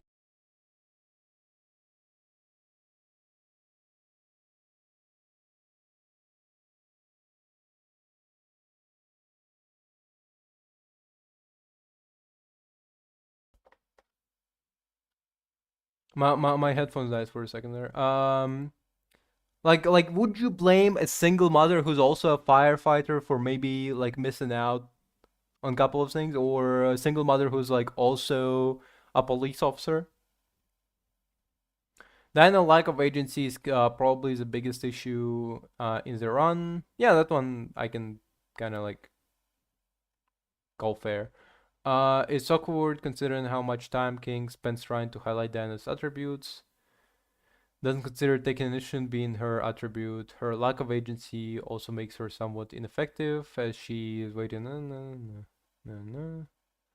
Tagline King has introduced instead of being clever is simply awkwardly forced. Wait, what? She's new to the men's world. Her speech, yeah, yeah. Yeah, then he breaks down a bunch of stuff. Redcon, he's like hoping that they're gonna kind of like rewrite all this. Um, Master's degree in art history from University of Louisville. Doctorate in progressive rock from Genesis and Rush, which is like fucking what? Okay. Uh, Father of two awesome daughters, husband to one amazing and understanding wife, which is like just to say, hey guys, I'm not out here. Well, okay, hold up. Hold up, sorry. I don't wanna like criticize looks. Just I was like, oh. Postdoctorate in comics from Heroes postdoctorate in comics from Heroes Aren't Hard to Find, Charlotte, New York City. Parts are known. Greenboro, New York City. I assume that's no. NC. What does NC stands for? I have no idea. Nebraska. Whatever. Uh, imagine a restaurant. Imagine a restaurant pays the bills. Check out politics in Gotham, Batman the universe, and political thoughts for some academic writing. I think slightly more understandable that Matthew believes that American public could be turned against Amazons, even so they're relatively small percentage of the population, both in US and worldwide. Most of the Amazons in DC appear to some also human. Um, like essentially what I was talking about. Um, it's also unclear from what I've seen Wonder Woman run so far whether the original Amazons attack miniseries is still in continuity. In this bizarre break with previous DC continuity, an army of Amazons literally attack Washington DC for some trumped up reasons, in process killing innocent tourists and Lincoln Memorial. What the fuck? At least one male child. King seems to not have mentioned this literal attack sovereign. If the previous Amazon attack in Washington isn't supposed to have happened within the current mainstream DCU, the lasso of lies might have used to ensure the key journalists cooperate in the pretty much. Very fair comments. Iris series as an issue of Dan trying to steal. It's just awful. Why didn't editors take a blue pencil to King's script? I do believe you mean million population, not 34. Mr. Terrific did not suffer from Tom King's Strange Adventures run. That was up to until Al Letsons. Yep. This one. This was a good comment. I like the series, but some of the points here in the article seems to not consider typical comics book storylines. In Cyborg Volume 2, there was a Cybernetic Regulation Act that affected Victor Stone. The title of one of the storylines in his books, Enemy of the State. Cybernetically enhanced individuals would become property of the state that would allow potential use of their technology for government use. Victor essentially would be slave and controlled by the government, and possibly be made to shut down. Therefore, the idea of the government would not turn on its heroes as they did to Victor, and now Diana in her storyline would not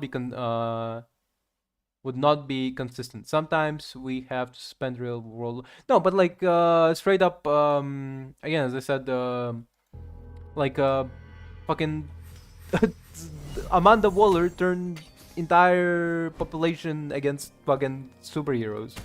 People beat the fuck out of Superman on the streets.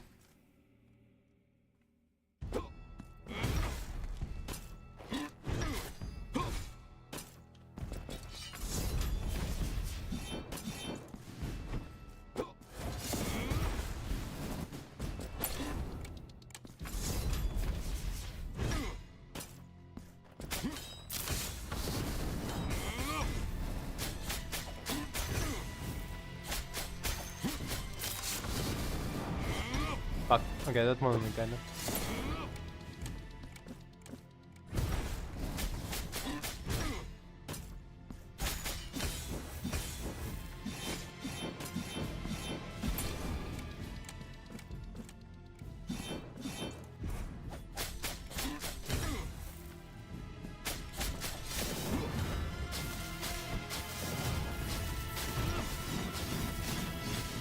Oh, okay.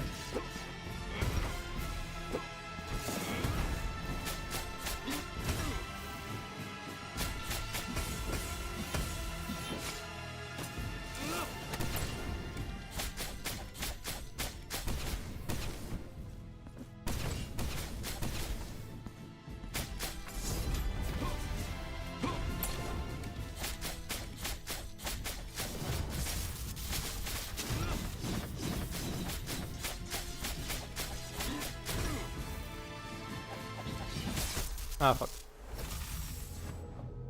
I just I know the here's the thing. Again, I'm not the biggest Wonder Woman like glazer. I'm not really big fan of Wonder Woman. I feel like she's very poorly written at most of times.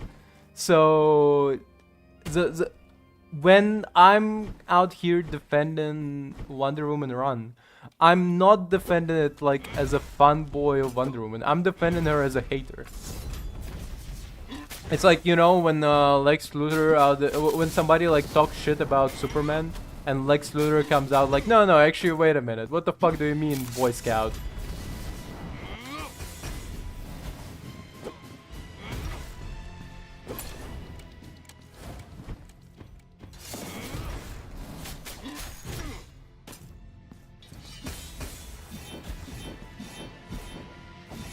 Fucker. I don't even know how to fucking avoid this guy. Like this attack specifically. Like the best way seems to be to dodge it, no matter what. Like blocking seems to be the most ineffective. The blocking seems to be like really ineffective in general against this guy.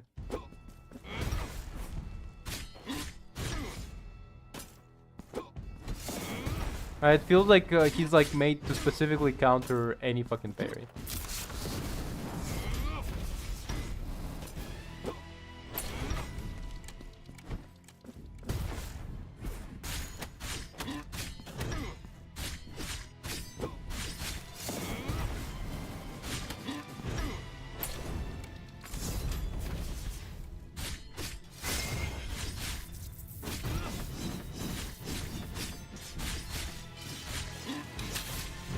Fuck.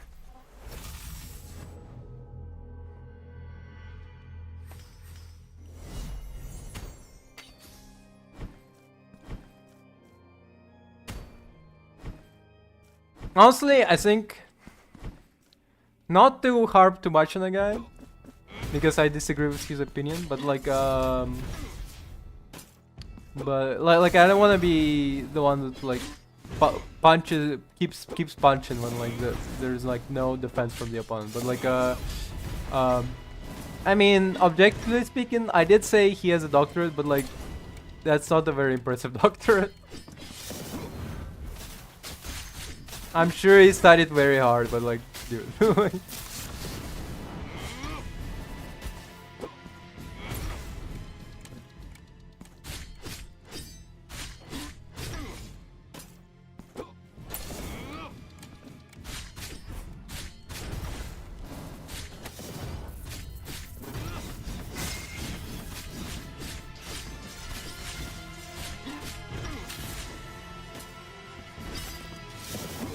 Fucking what? No.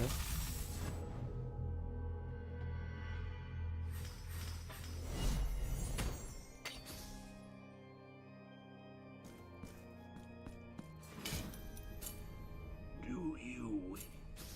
Me when me when there's a me when I have a heart attack on the plane and the stewardess asks, "Is there a doctor?" and the motherfucker with a fucking rock music degree pulls up. I'm about to die.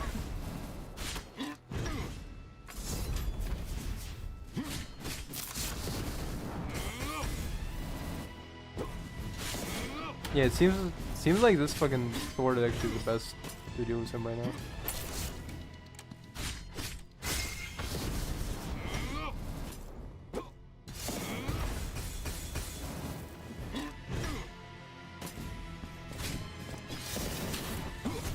Oh, fucker.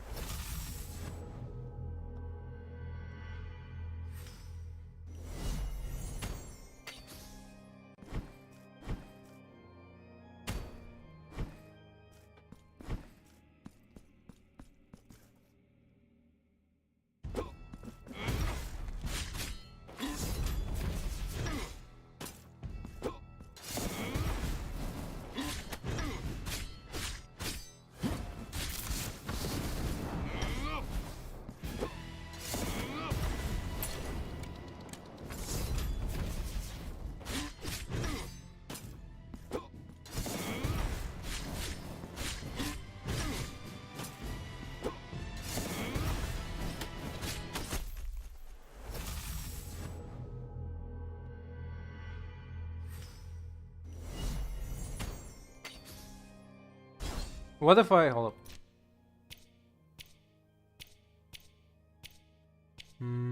Where is it?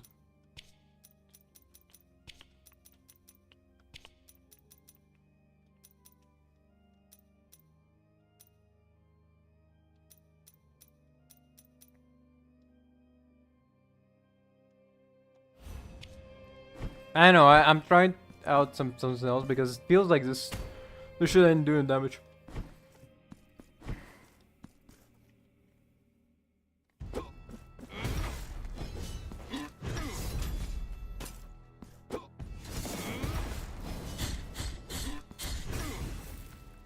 Yeah, it seems to be like fucking can I perform please? Hold on a second.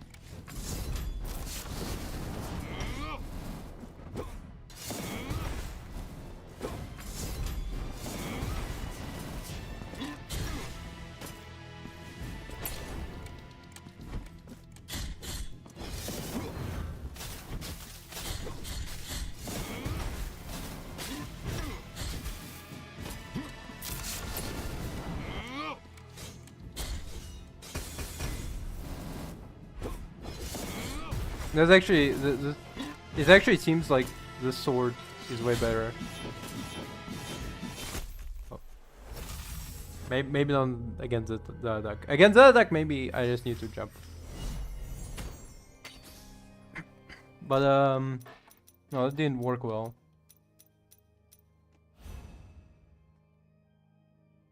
No, that sucks. Let's go with this one.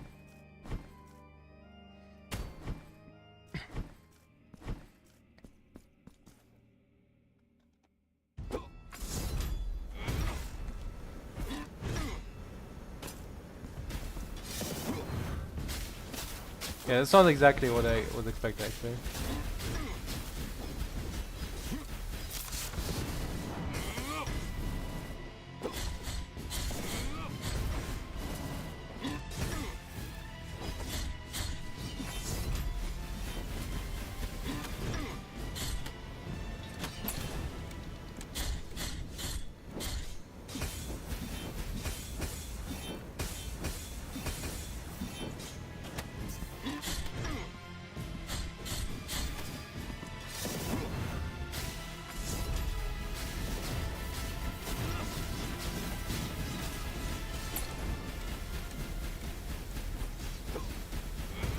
That actually might work.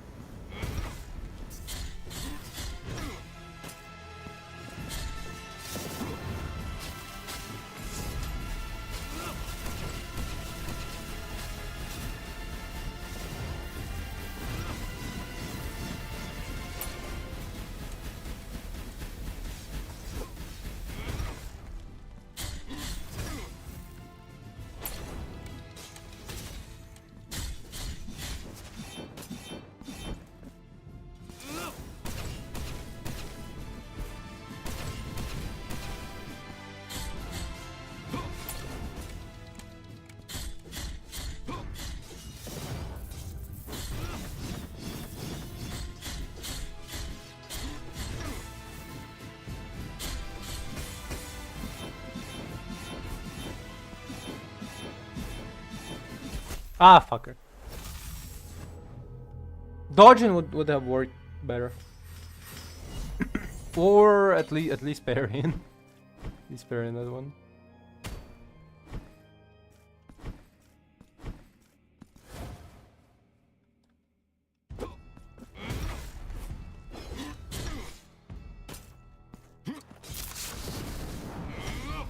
Fucker.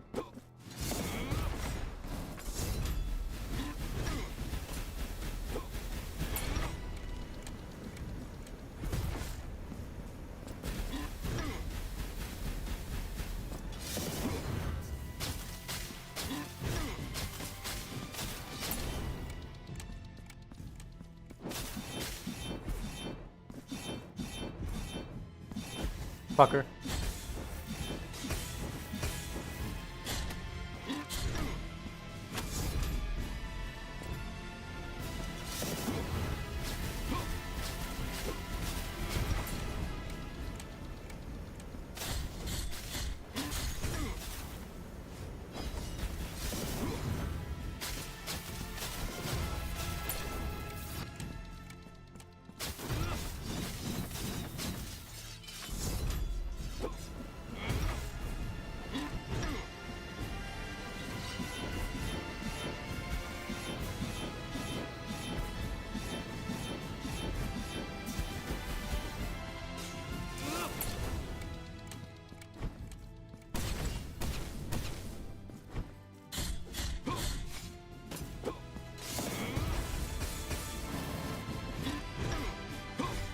Fucker.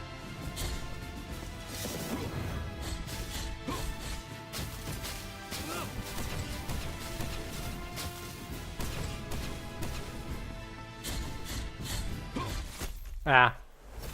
But that seems to work well.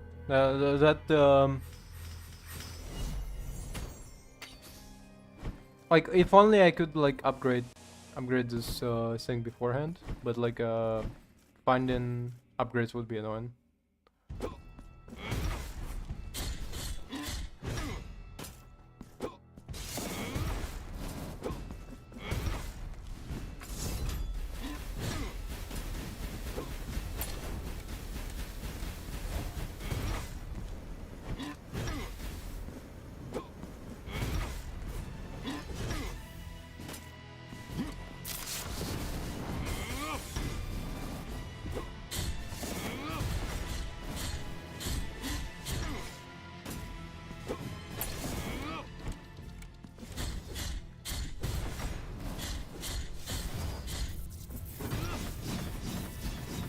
The fuck? Hold up. So I do need to stand directly in his like circle zone. If I won't dodge that at that range.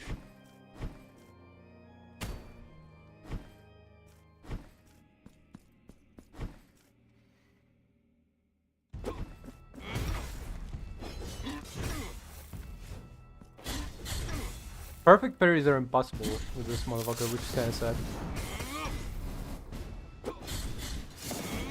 Like the best you can get is just not get damaged.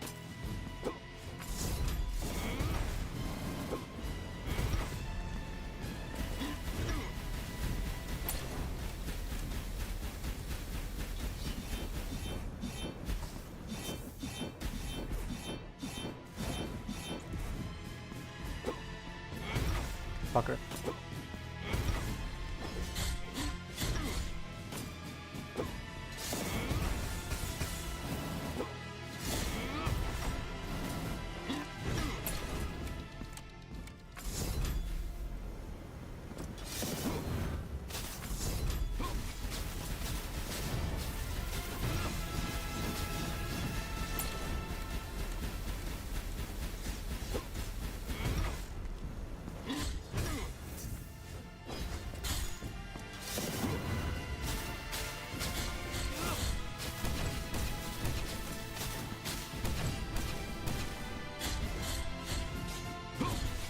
Fucker.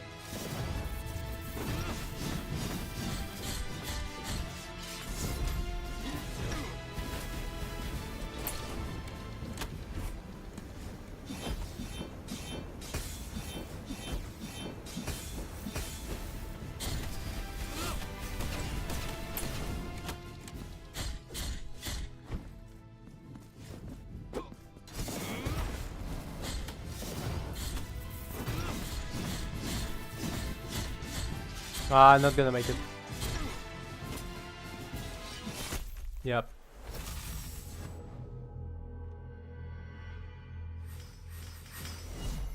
I spent quite a while talking about fucking. Cause the thing is, my friend sent to me and was like, "Yeah, a lot of people are criticizing Wonder Woman," and I'm like I don't like take the contrarian position, you know, like it's not really. I don't like disagreeing with people that much, but like it just the problem is that like if I see something, I say something. And in this case, it just so happened that like my least favorite. Fuck! Wow. Okay. My least favorite superhero from a golden trio, the big three of DC Universe. My least favorite superhero is getting trashed, and it just so happens that like I actually don't think she's getting trashed justifiably. I think I only wait. Actually, you know what? We have some fucking upgrades, right? Well, why not upgrade somewhere else? Right, that's what they have. Yeah, we have like fervent kisses and finished lullaby. What the fuck do you need unfinished lullaby for? I don't remember.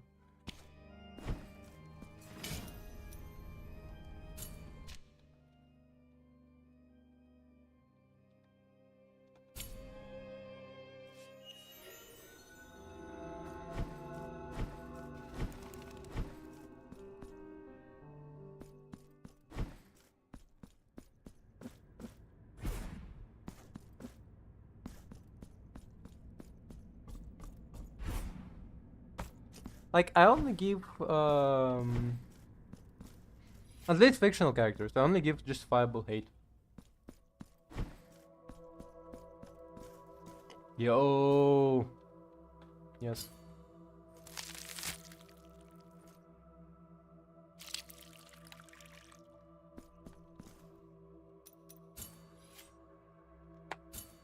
With this crystal, I mark and imbue thy flasks with silver and bile.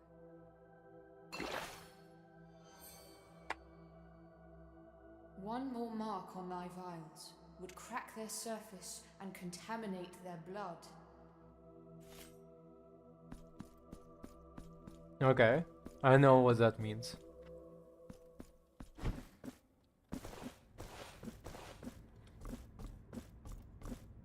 I'm sorry, lady, I'm kinda stupid, so we can explain it a little bit more in detail.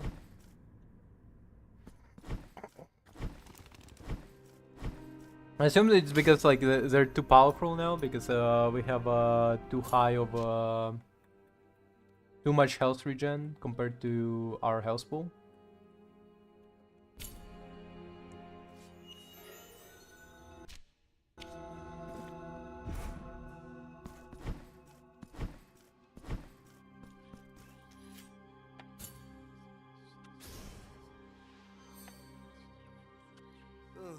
Penitent one, full of ignorance.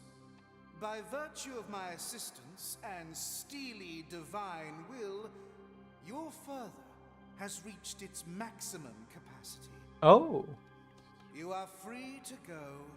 Take your ungrateful steps elsewhere. Take your ungrateful... Well, how do we unlock the door?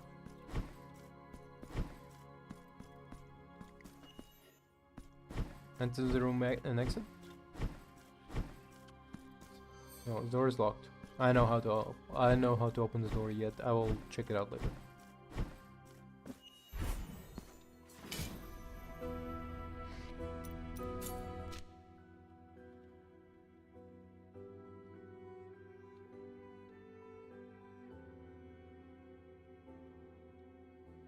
Hold up. No, come on. Where there's.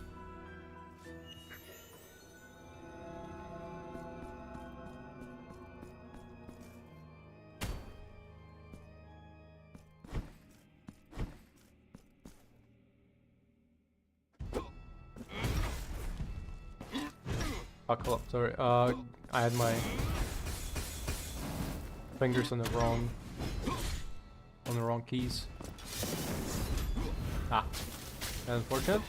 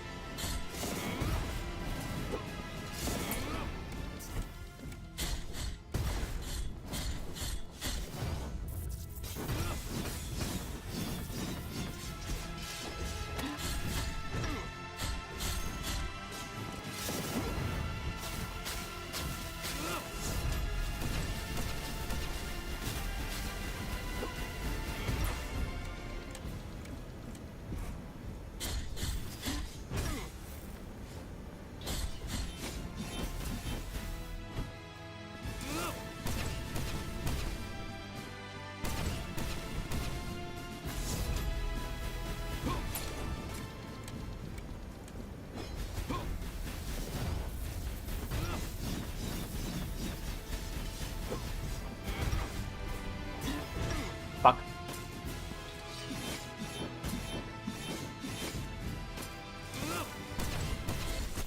Okay, that sucks.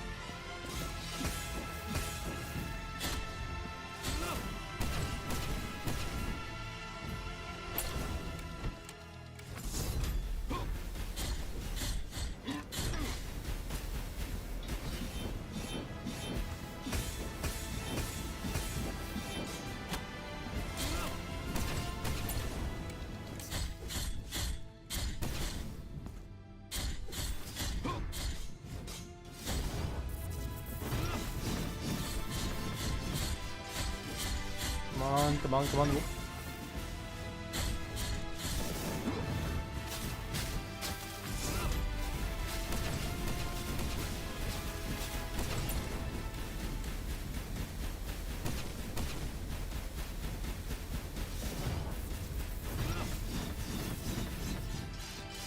Yeah, I was worried. Fuck.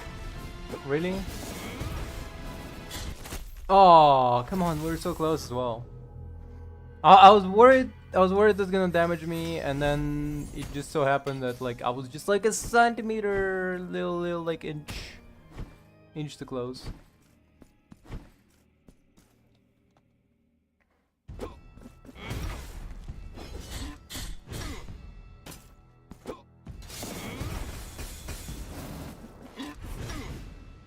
Son of a bitch.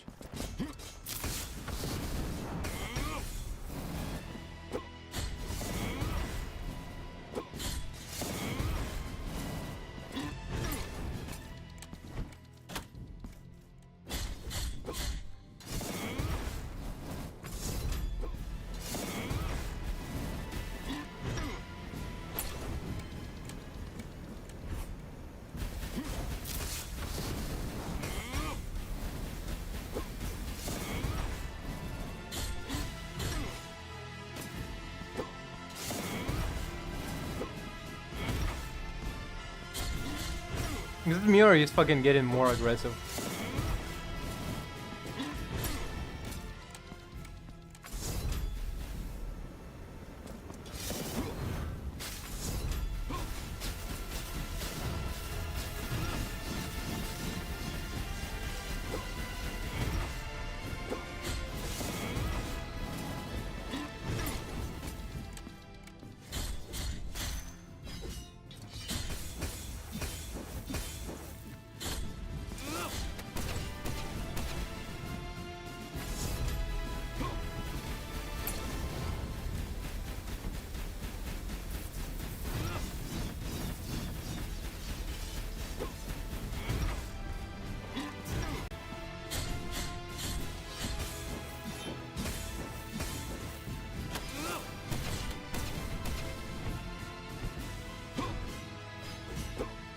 I know why. Fucking okay.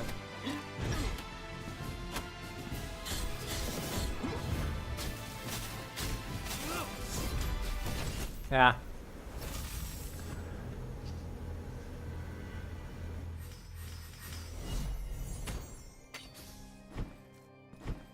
I'm wasting my time. I'm moving on. Don't forget about me. There I've been gone. I'm just taking my time. Standing outside the door.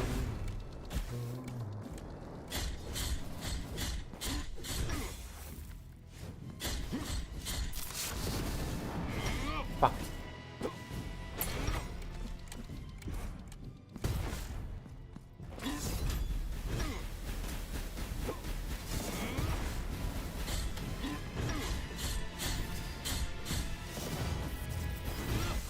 Oh, damn. Damn.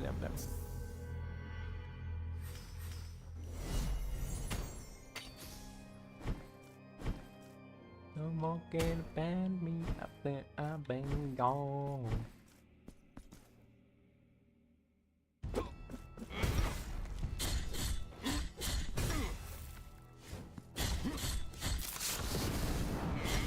Fuck, I'm getting the timing wrong for this guy.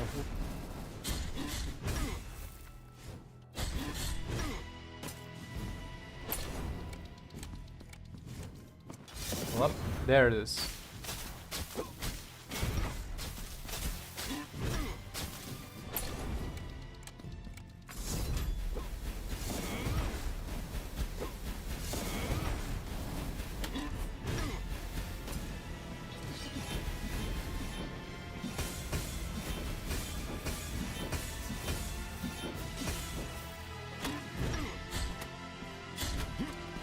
Fucking stop being stuck, you freaking moron.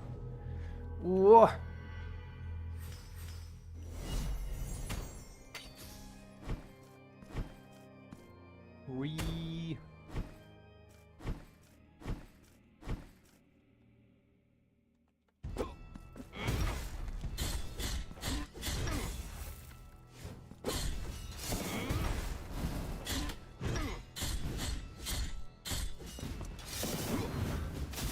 Exactly what I was waiting for.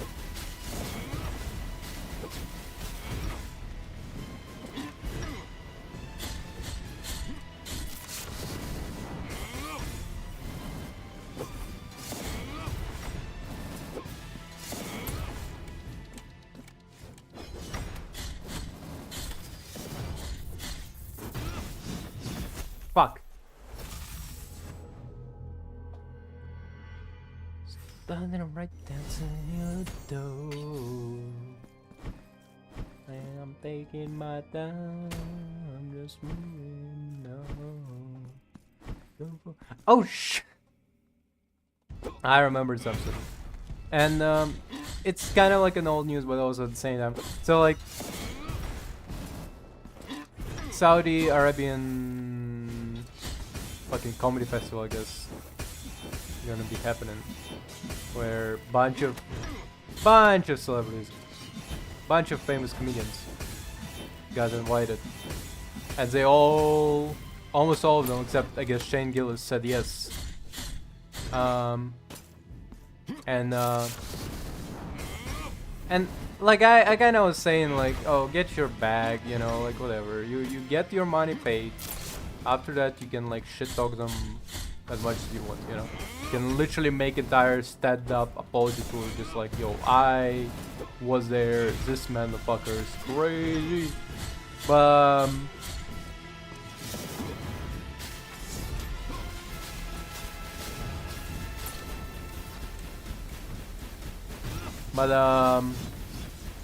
one comedian, I remember he's like an Australian comedian, I think, and he quite literally said, like a lot of comedians held back on the torture of the journalist news. Like they're just sort of like we don't know, we're just a small little bean, we don't know. But this motherfucker, he outright was like, yeah, I heard they tortured. I heard they tortured and killed a journalist. So what? Big whoop. And I'm like, yo. Damn, he said like a quiet part out loud. Because with a lot of them, you know, you kind of like, well, you grab your bag and you leave, whatever. Like I would, if I was in their shoes, I'd grab my bag and literally right after I would be like, yo, this man, he was so gross. Like I walked into his room, he was shitting on the woman's chest. And then having another woman piss on him. And then what they're gonna do? Sue me? Well, probably they would, but like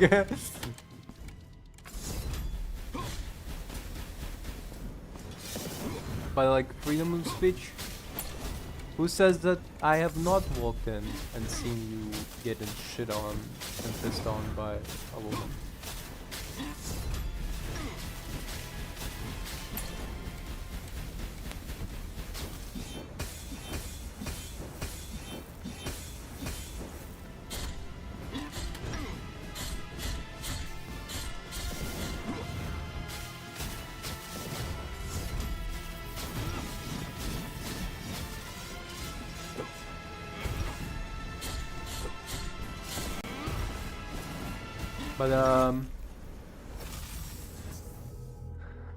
So like what I mean is that, like, grab your bag, run away.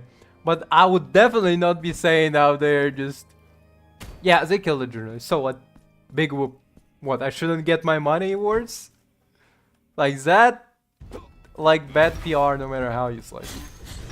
Like some comedians might walk away from it relatively unscathed, like they might end up with like relatively okay reputation by the end of it. You're just like they'll be remembered like John Cena at that time. He was like, Taiwan is not a real country, Taiwan is just China, I love China, you know. Like majority of those comedians. I bet, will walk away just like that. But that man might not. Because he said the quiet part out loud. He quite loudly on podcast said, yeah, so they torture their journalists. So what? I don't care. Oh, Lucian, I never saw this man before. Like, he's not related to me.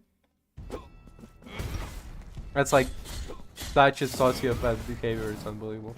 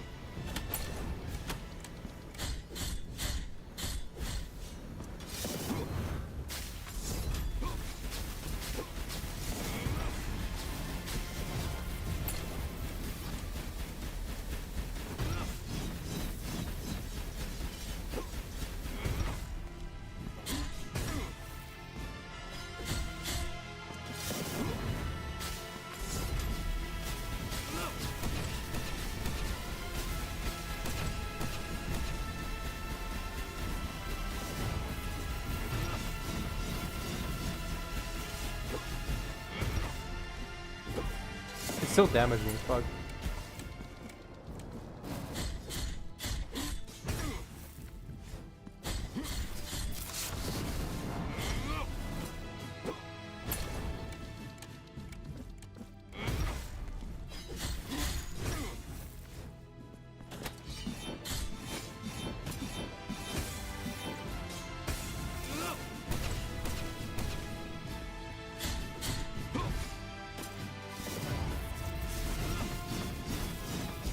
Ah, fuck.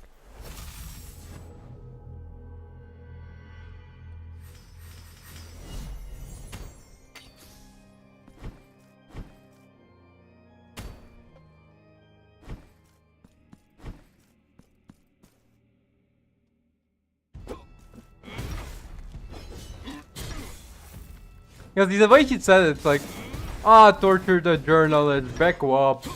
Big whoop. Who didn't? I tortured 3 on my way home today.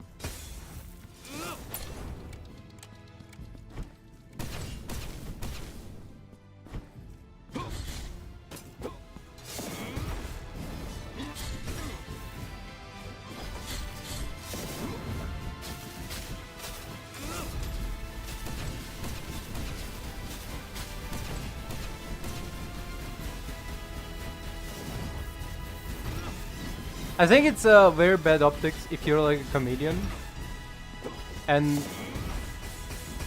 you become like an unrelatable guy, obviously. Like if you're a comedian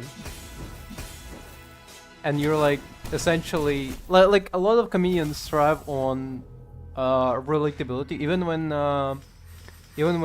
Dave Chappelle became pretty famous, for quite a while he was upkeeping some sort of relatability, while also at the same time upkeeping the fact that he is richer. Because a lot of celebrities struggle with like the a lot of famous comedians struggle with being at like relatable and at the same time like rich, because they obviously they have money.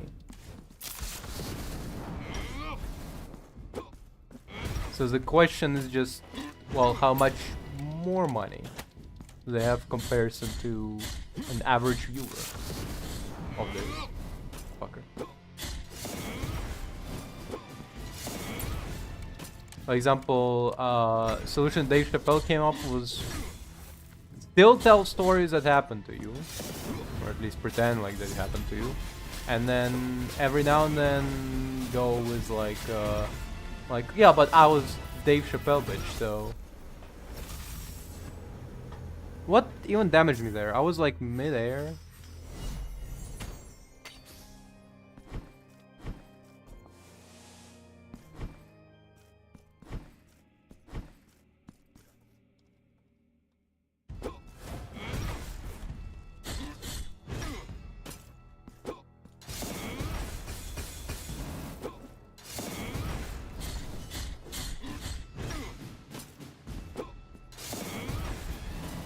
He kind of does like an army march sound, right? Like to him, like the theme song of his. It's kind of like an army march.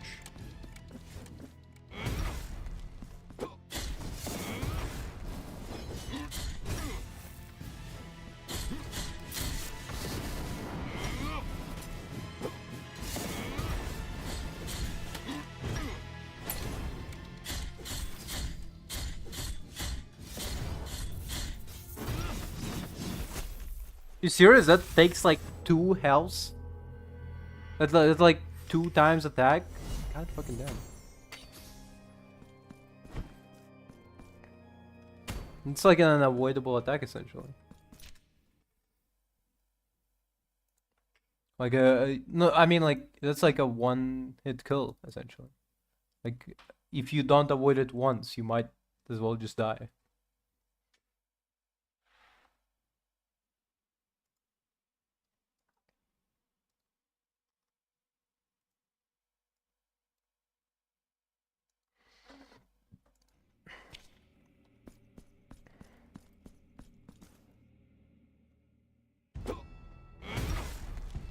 Sorry, there was like a bug on my monitor.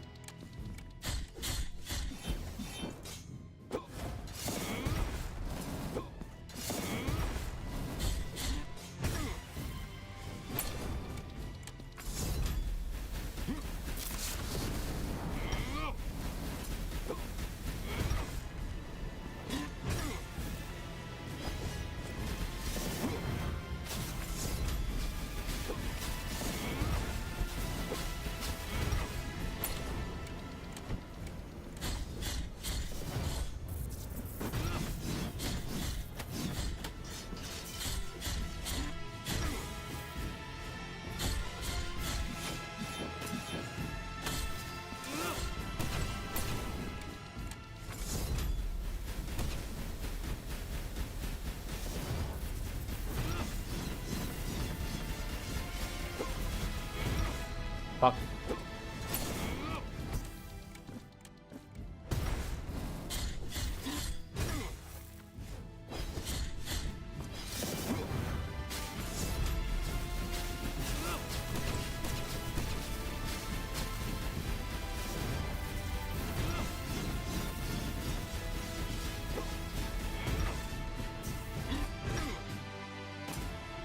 Like, what a large fucking attack he has.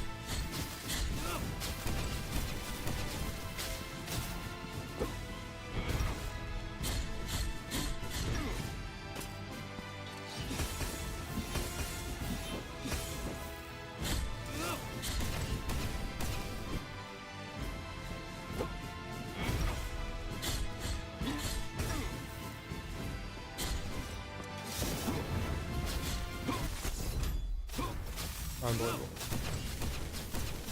Like, all these attacks are like 10 times larger. Like, the hitbox is unbelievable. Might as well be swinging around an elephant, not a fucking sword. Oh shit.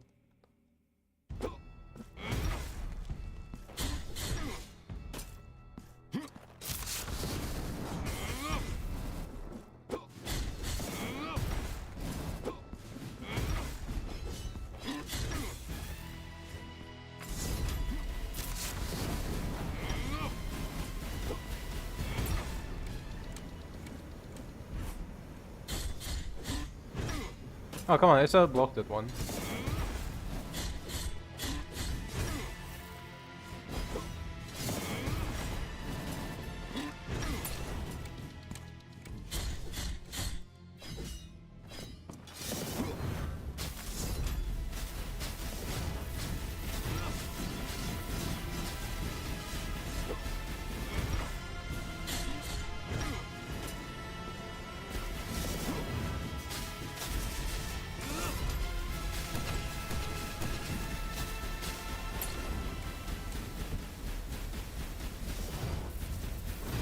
Of course. That one is almost predictable.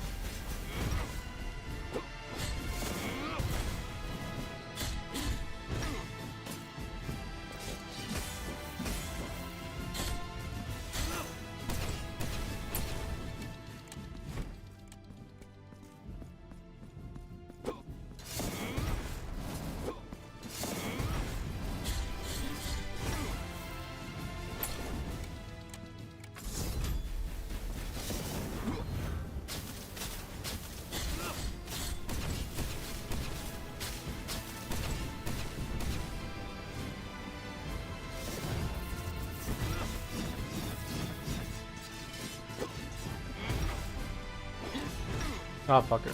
Come on. Come on! Unbelievable.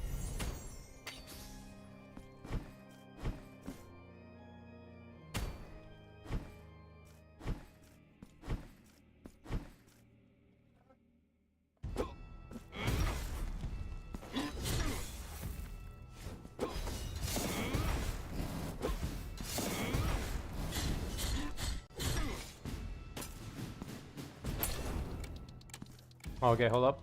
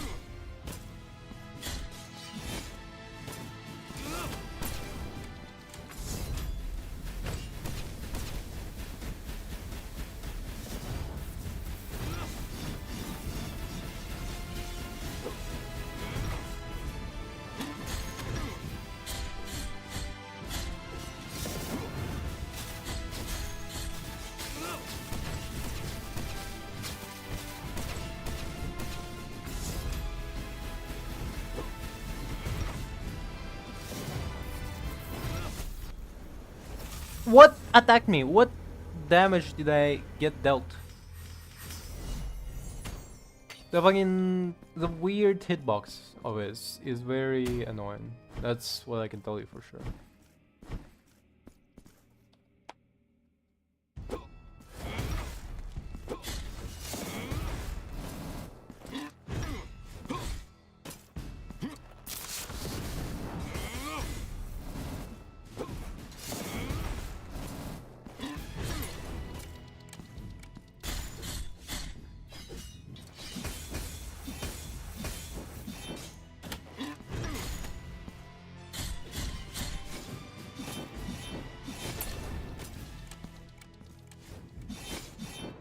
I just stood and took it. Fuck.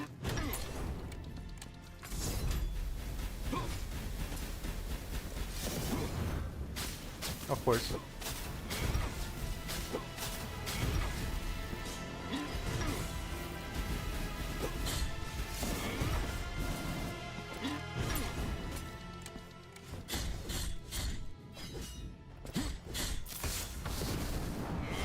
Oh, son of a bitch.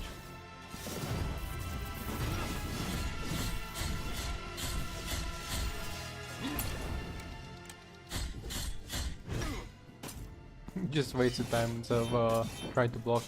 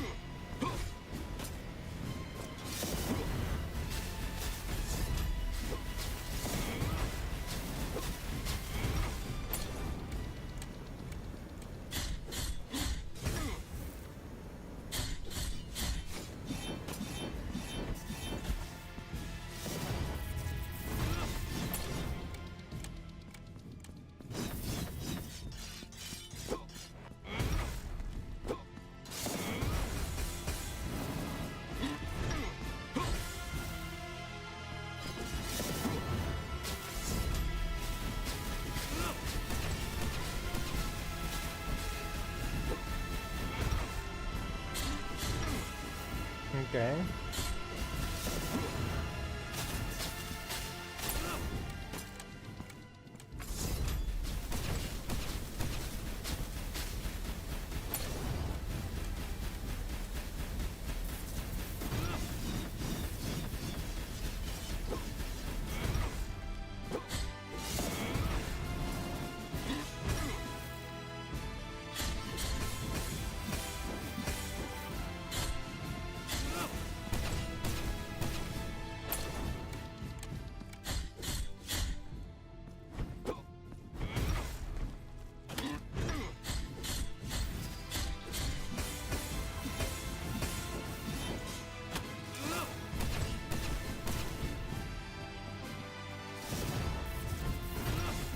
Okay.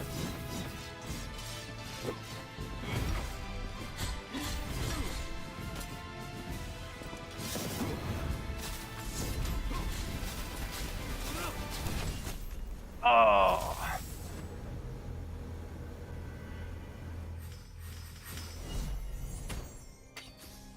You know what I was thinking about? Was watching this guy, streamer, Norse Alien? What up? I'm pretty sure it's Norse Million. I'm kind of NL for sure. He's like Canadian streamer. Bald guy. I think I had like a short video from like one of his streams, which was like very cute. It was like a illustration of essentially his daughter's cover letter for like school, like she did like a like for Father's Day a card of like my dad loves me a lot and I love him a lot, and like it's adorable, very sweet. But I'm just thinking about the fact that, well, like his daughter is growing up essentially in like slew of strangers. Like he's not like showing her around like there was this one streamer who like gave birth on fucking stream. You know, he's not like one of those people. But just the fact that her dad is relatively famous, I'm just very curious how that shapes the child in the future. son of a bitch. Right as I was healing, by the way. Shape the child in the future because it's kind of sounds weird. Not weird, it's more of like curious, you know, like curious to saying.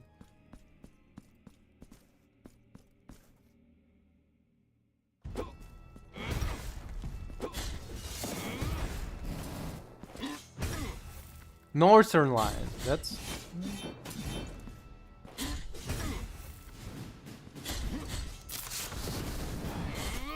Wow.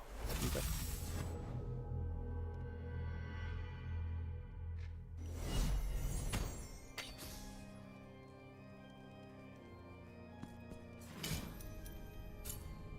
Do you?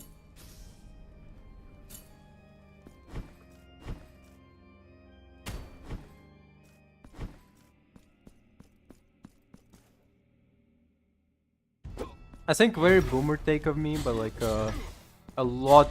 It seems to be like I'm not the only one in this like mental illness of thinking that way, but like a lot of people, me included, now kind of on the line of, you know, kids shouldn't have fucking internet access.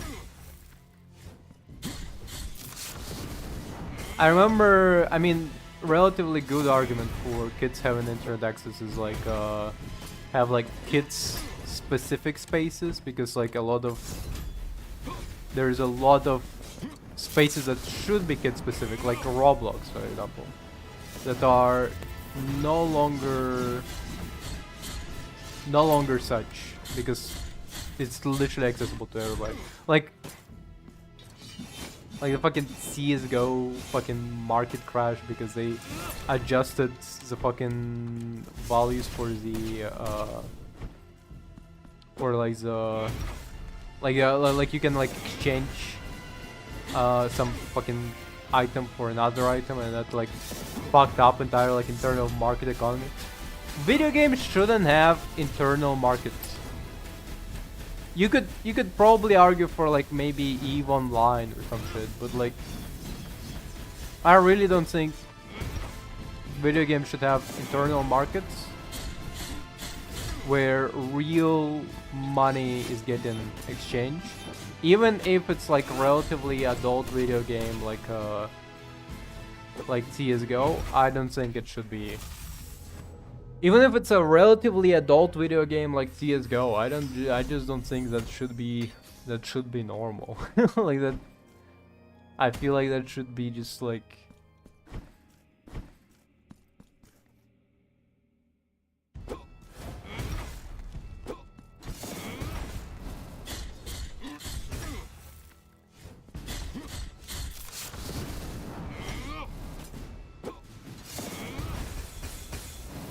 I know what's the best fix for it, because it seems like even like World of Warcraft, right? The MMORPG where you cannot simply buy gold, you have to like you have to mine it. Even there, you're gonna end up with people who manage to profit out off of it in some sort of way. Wow. Okay, I just had like a weird, like a stinging sensation in my left thigh that like almost felt like fucking getting electrocuted. That was weird.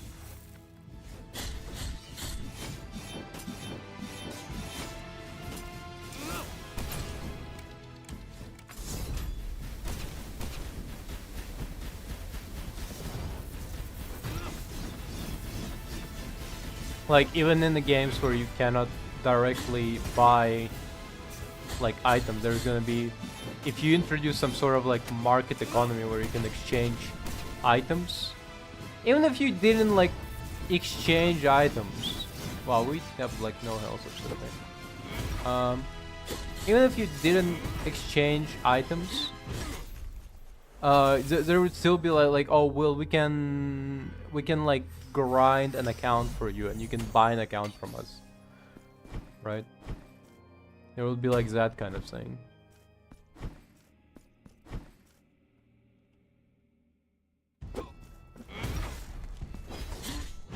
So I don't know how to prevent it, but I want to reduce the amount of like game currency economies as much as possible. I feel like just like that, just stop, get some help. I don't know. Go do your fucking schoolwork or something.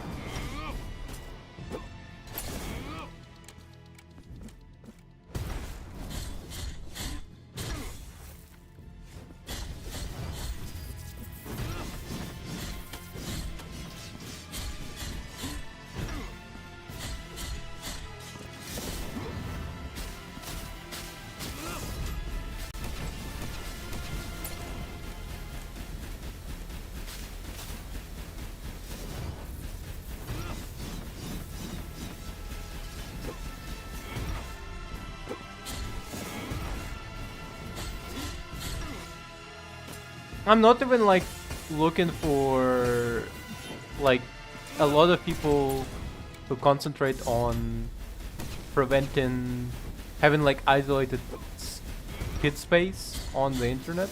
A lot of people concentrate on like pedophiles, and like I'm not even arguing for like safety against pedophiles. I'm just saying like have designated kid spaces so I can like swear on YouTube without it being like oh no, it's too much. What if kid watches it and then the parent complains? They have been working on that side actually by recently announcing that actually you can swear now. You can swear now, guys. Trust me.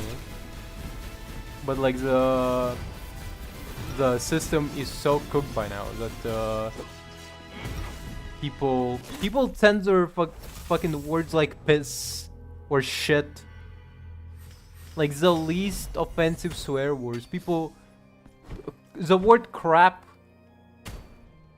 instead of saying crap, people say like, oh, he doo-dooed this guy out. He beat the doo-doo out of this guy, bro. What are you, a fucking preschool channel? Like, are you out here on fucking Cartoon Network?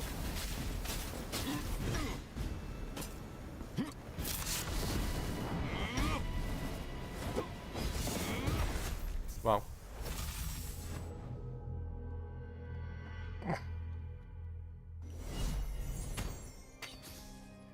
What the freak is going on? And it's not like it's not even like the old videos where people censored themselves, but like it's even the new videos where even after YouTube announced like, no, you actually can swear now, people still do this fucking moronic like, oh no, I cannot say a naughty word. My subscribers will tank. Even so, the word is on the screen from which I'm reading it aloud. The word doo-doo, I have to say, instead of saying the word shit.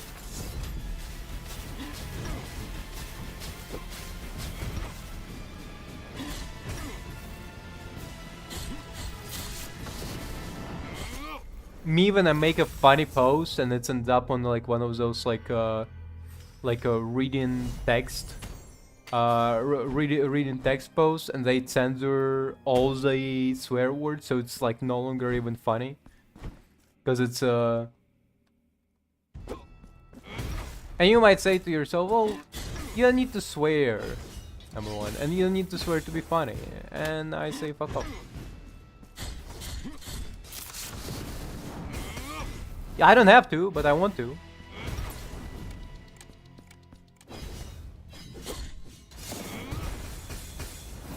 And I think it's fucking stupid. It's weird as hell to have a bunch of YouTubers who will censor somebody else's post because they're like, I wanna read out curated Tumblr memes for my fan base because that's what they consume on daily basis. But I also don't want to get censored. I don't want to get demonetized, so I cannot say the word poop. I have to say the P word.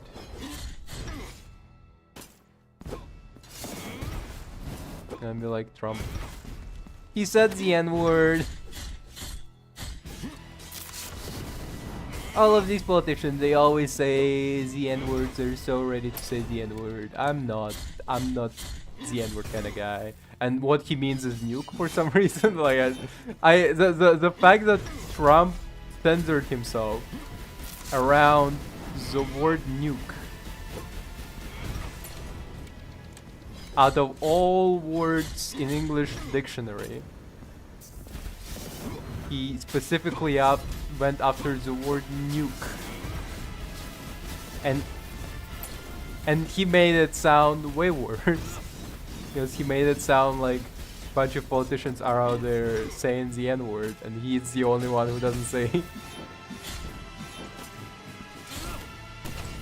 Which also, by the way, out of all politicians, I think Trump is more likely to say the N-word.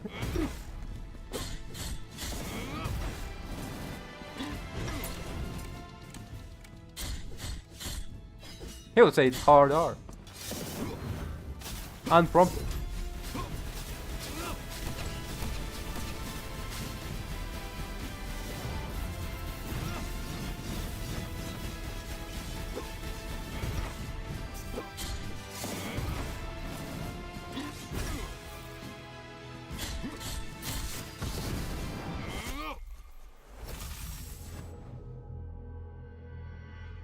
Like, I'm not for a second believing that Trump doesn't use the N-word. It's slightly better than Linus Linux tips, where he was like, you know, it's really fascinating how people were more casual about hard R just 10 years ago. And it's like, what? Wait a minute. Yeah, hard R. Like, I said it back in the day. I know it's different now, but like, what? Like, the hard R he was referring to was the R word, not the N word. And that is fucking hilarious.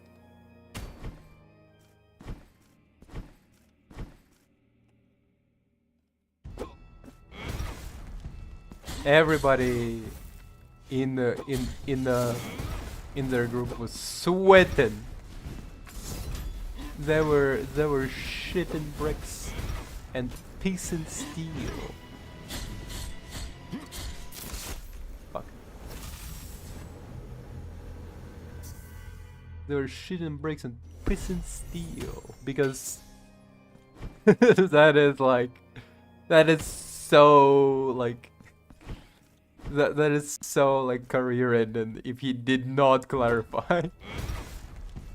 If nobody asked questions and they just were like shit. Like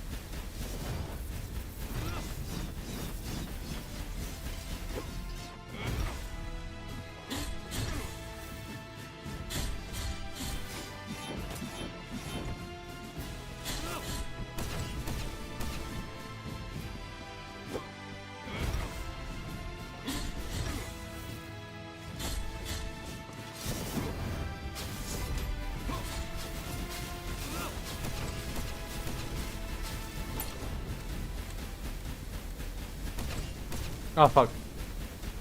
Third time in a row, that was unexpected.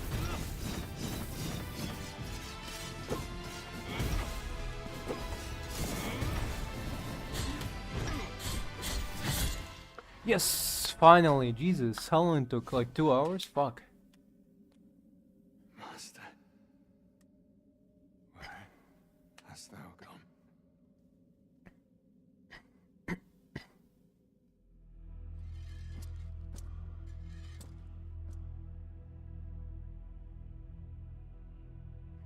Where once I heard your voice, there is now only silence.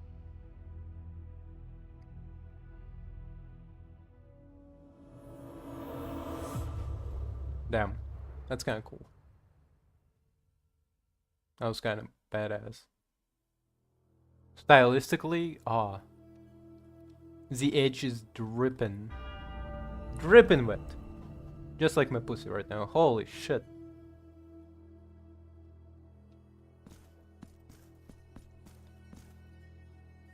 Wait.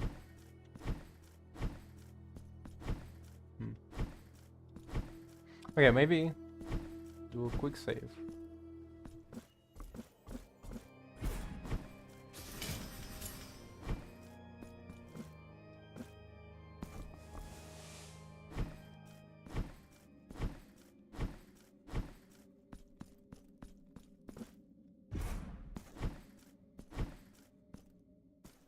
Oh.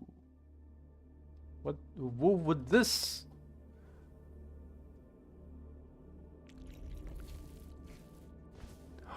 Oh, we're gonna need to like fight them. Yeah, I guess right. We're gonna need to fight them. We're gonna need to fight them, and for each one you fight, you can upgrade the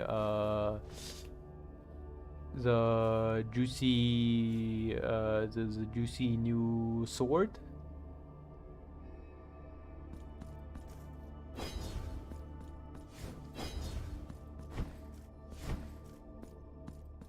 Cool.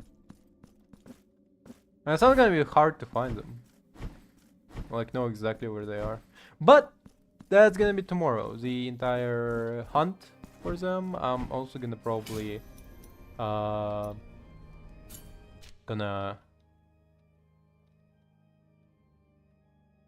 probably also gonna be prepping beforehand. I'm gonna like do some like mark location or stuff. So I'm gonna open the map and go like, okay, where should I go next? Uh-huh. So we just need like one more left.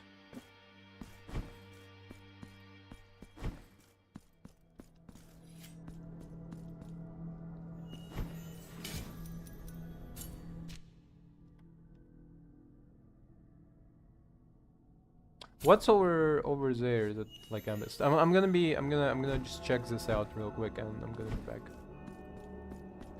How fortunate about this guy.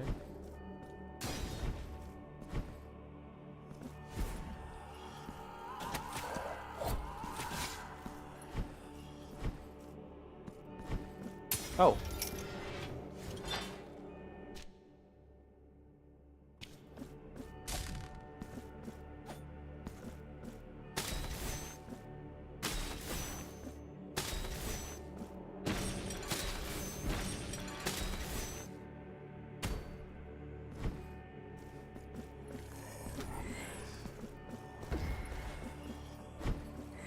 I actually kind of forgot where I'm going. Sorry. Wait a minute.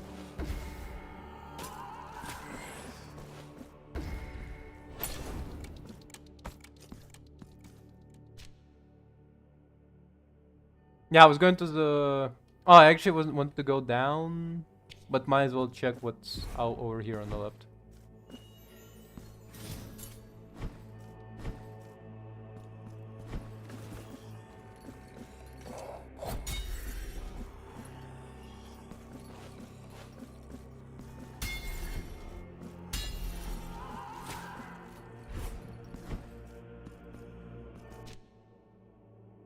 No, fuck. Okay.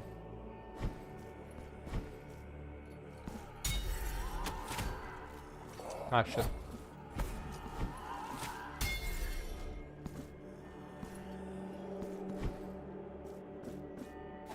Ah, yeah, okay.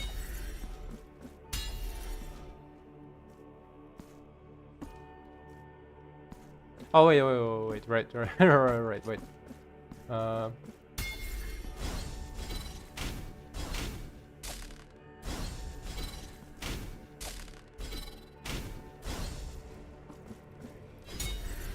wait, fuck. Oh.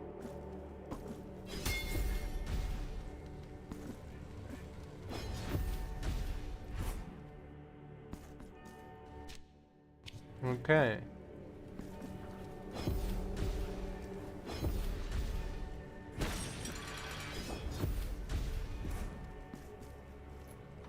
I know what the fuck would the point. I guess to go down. Uh-huh. Brilliant. Wait, hold up.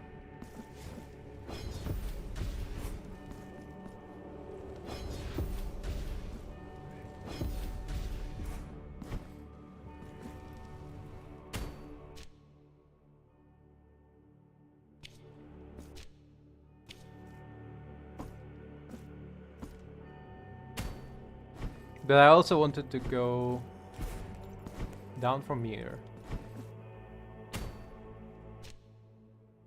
Uh-huh.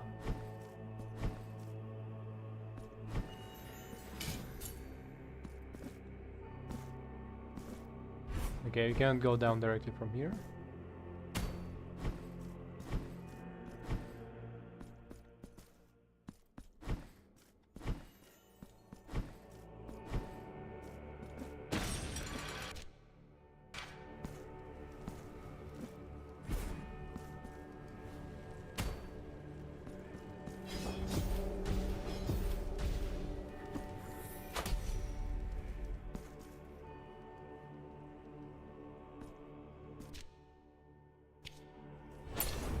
Sorry, wrong button. Yes, it's up from here. Ah, okay.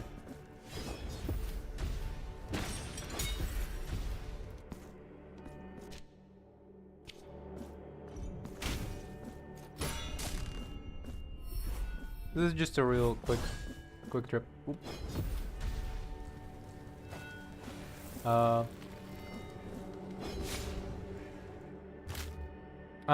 Down from here, okay.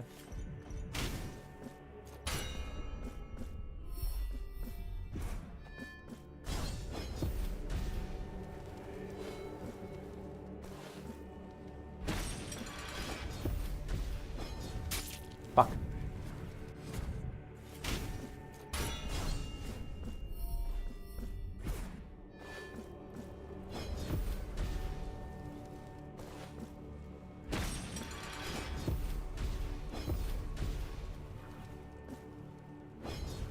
Fuck.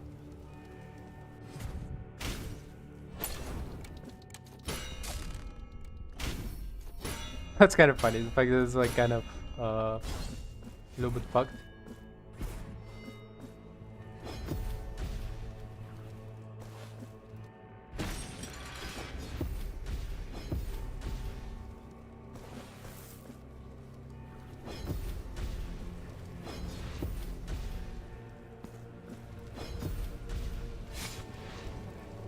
Okay. I mean, we already went through exact same challenge before. Fuck. Okay. Maybe I'm a little bit extra stupid than before.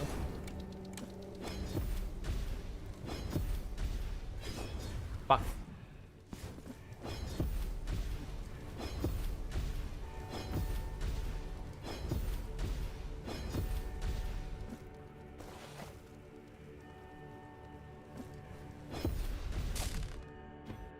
Fuck. That's the wrong button.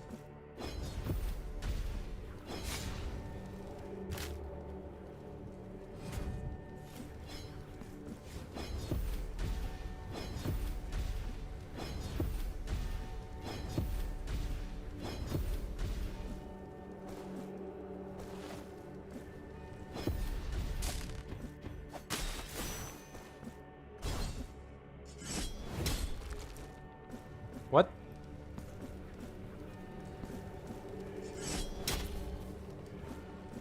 Bro, what?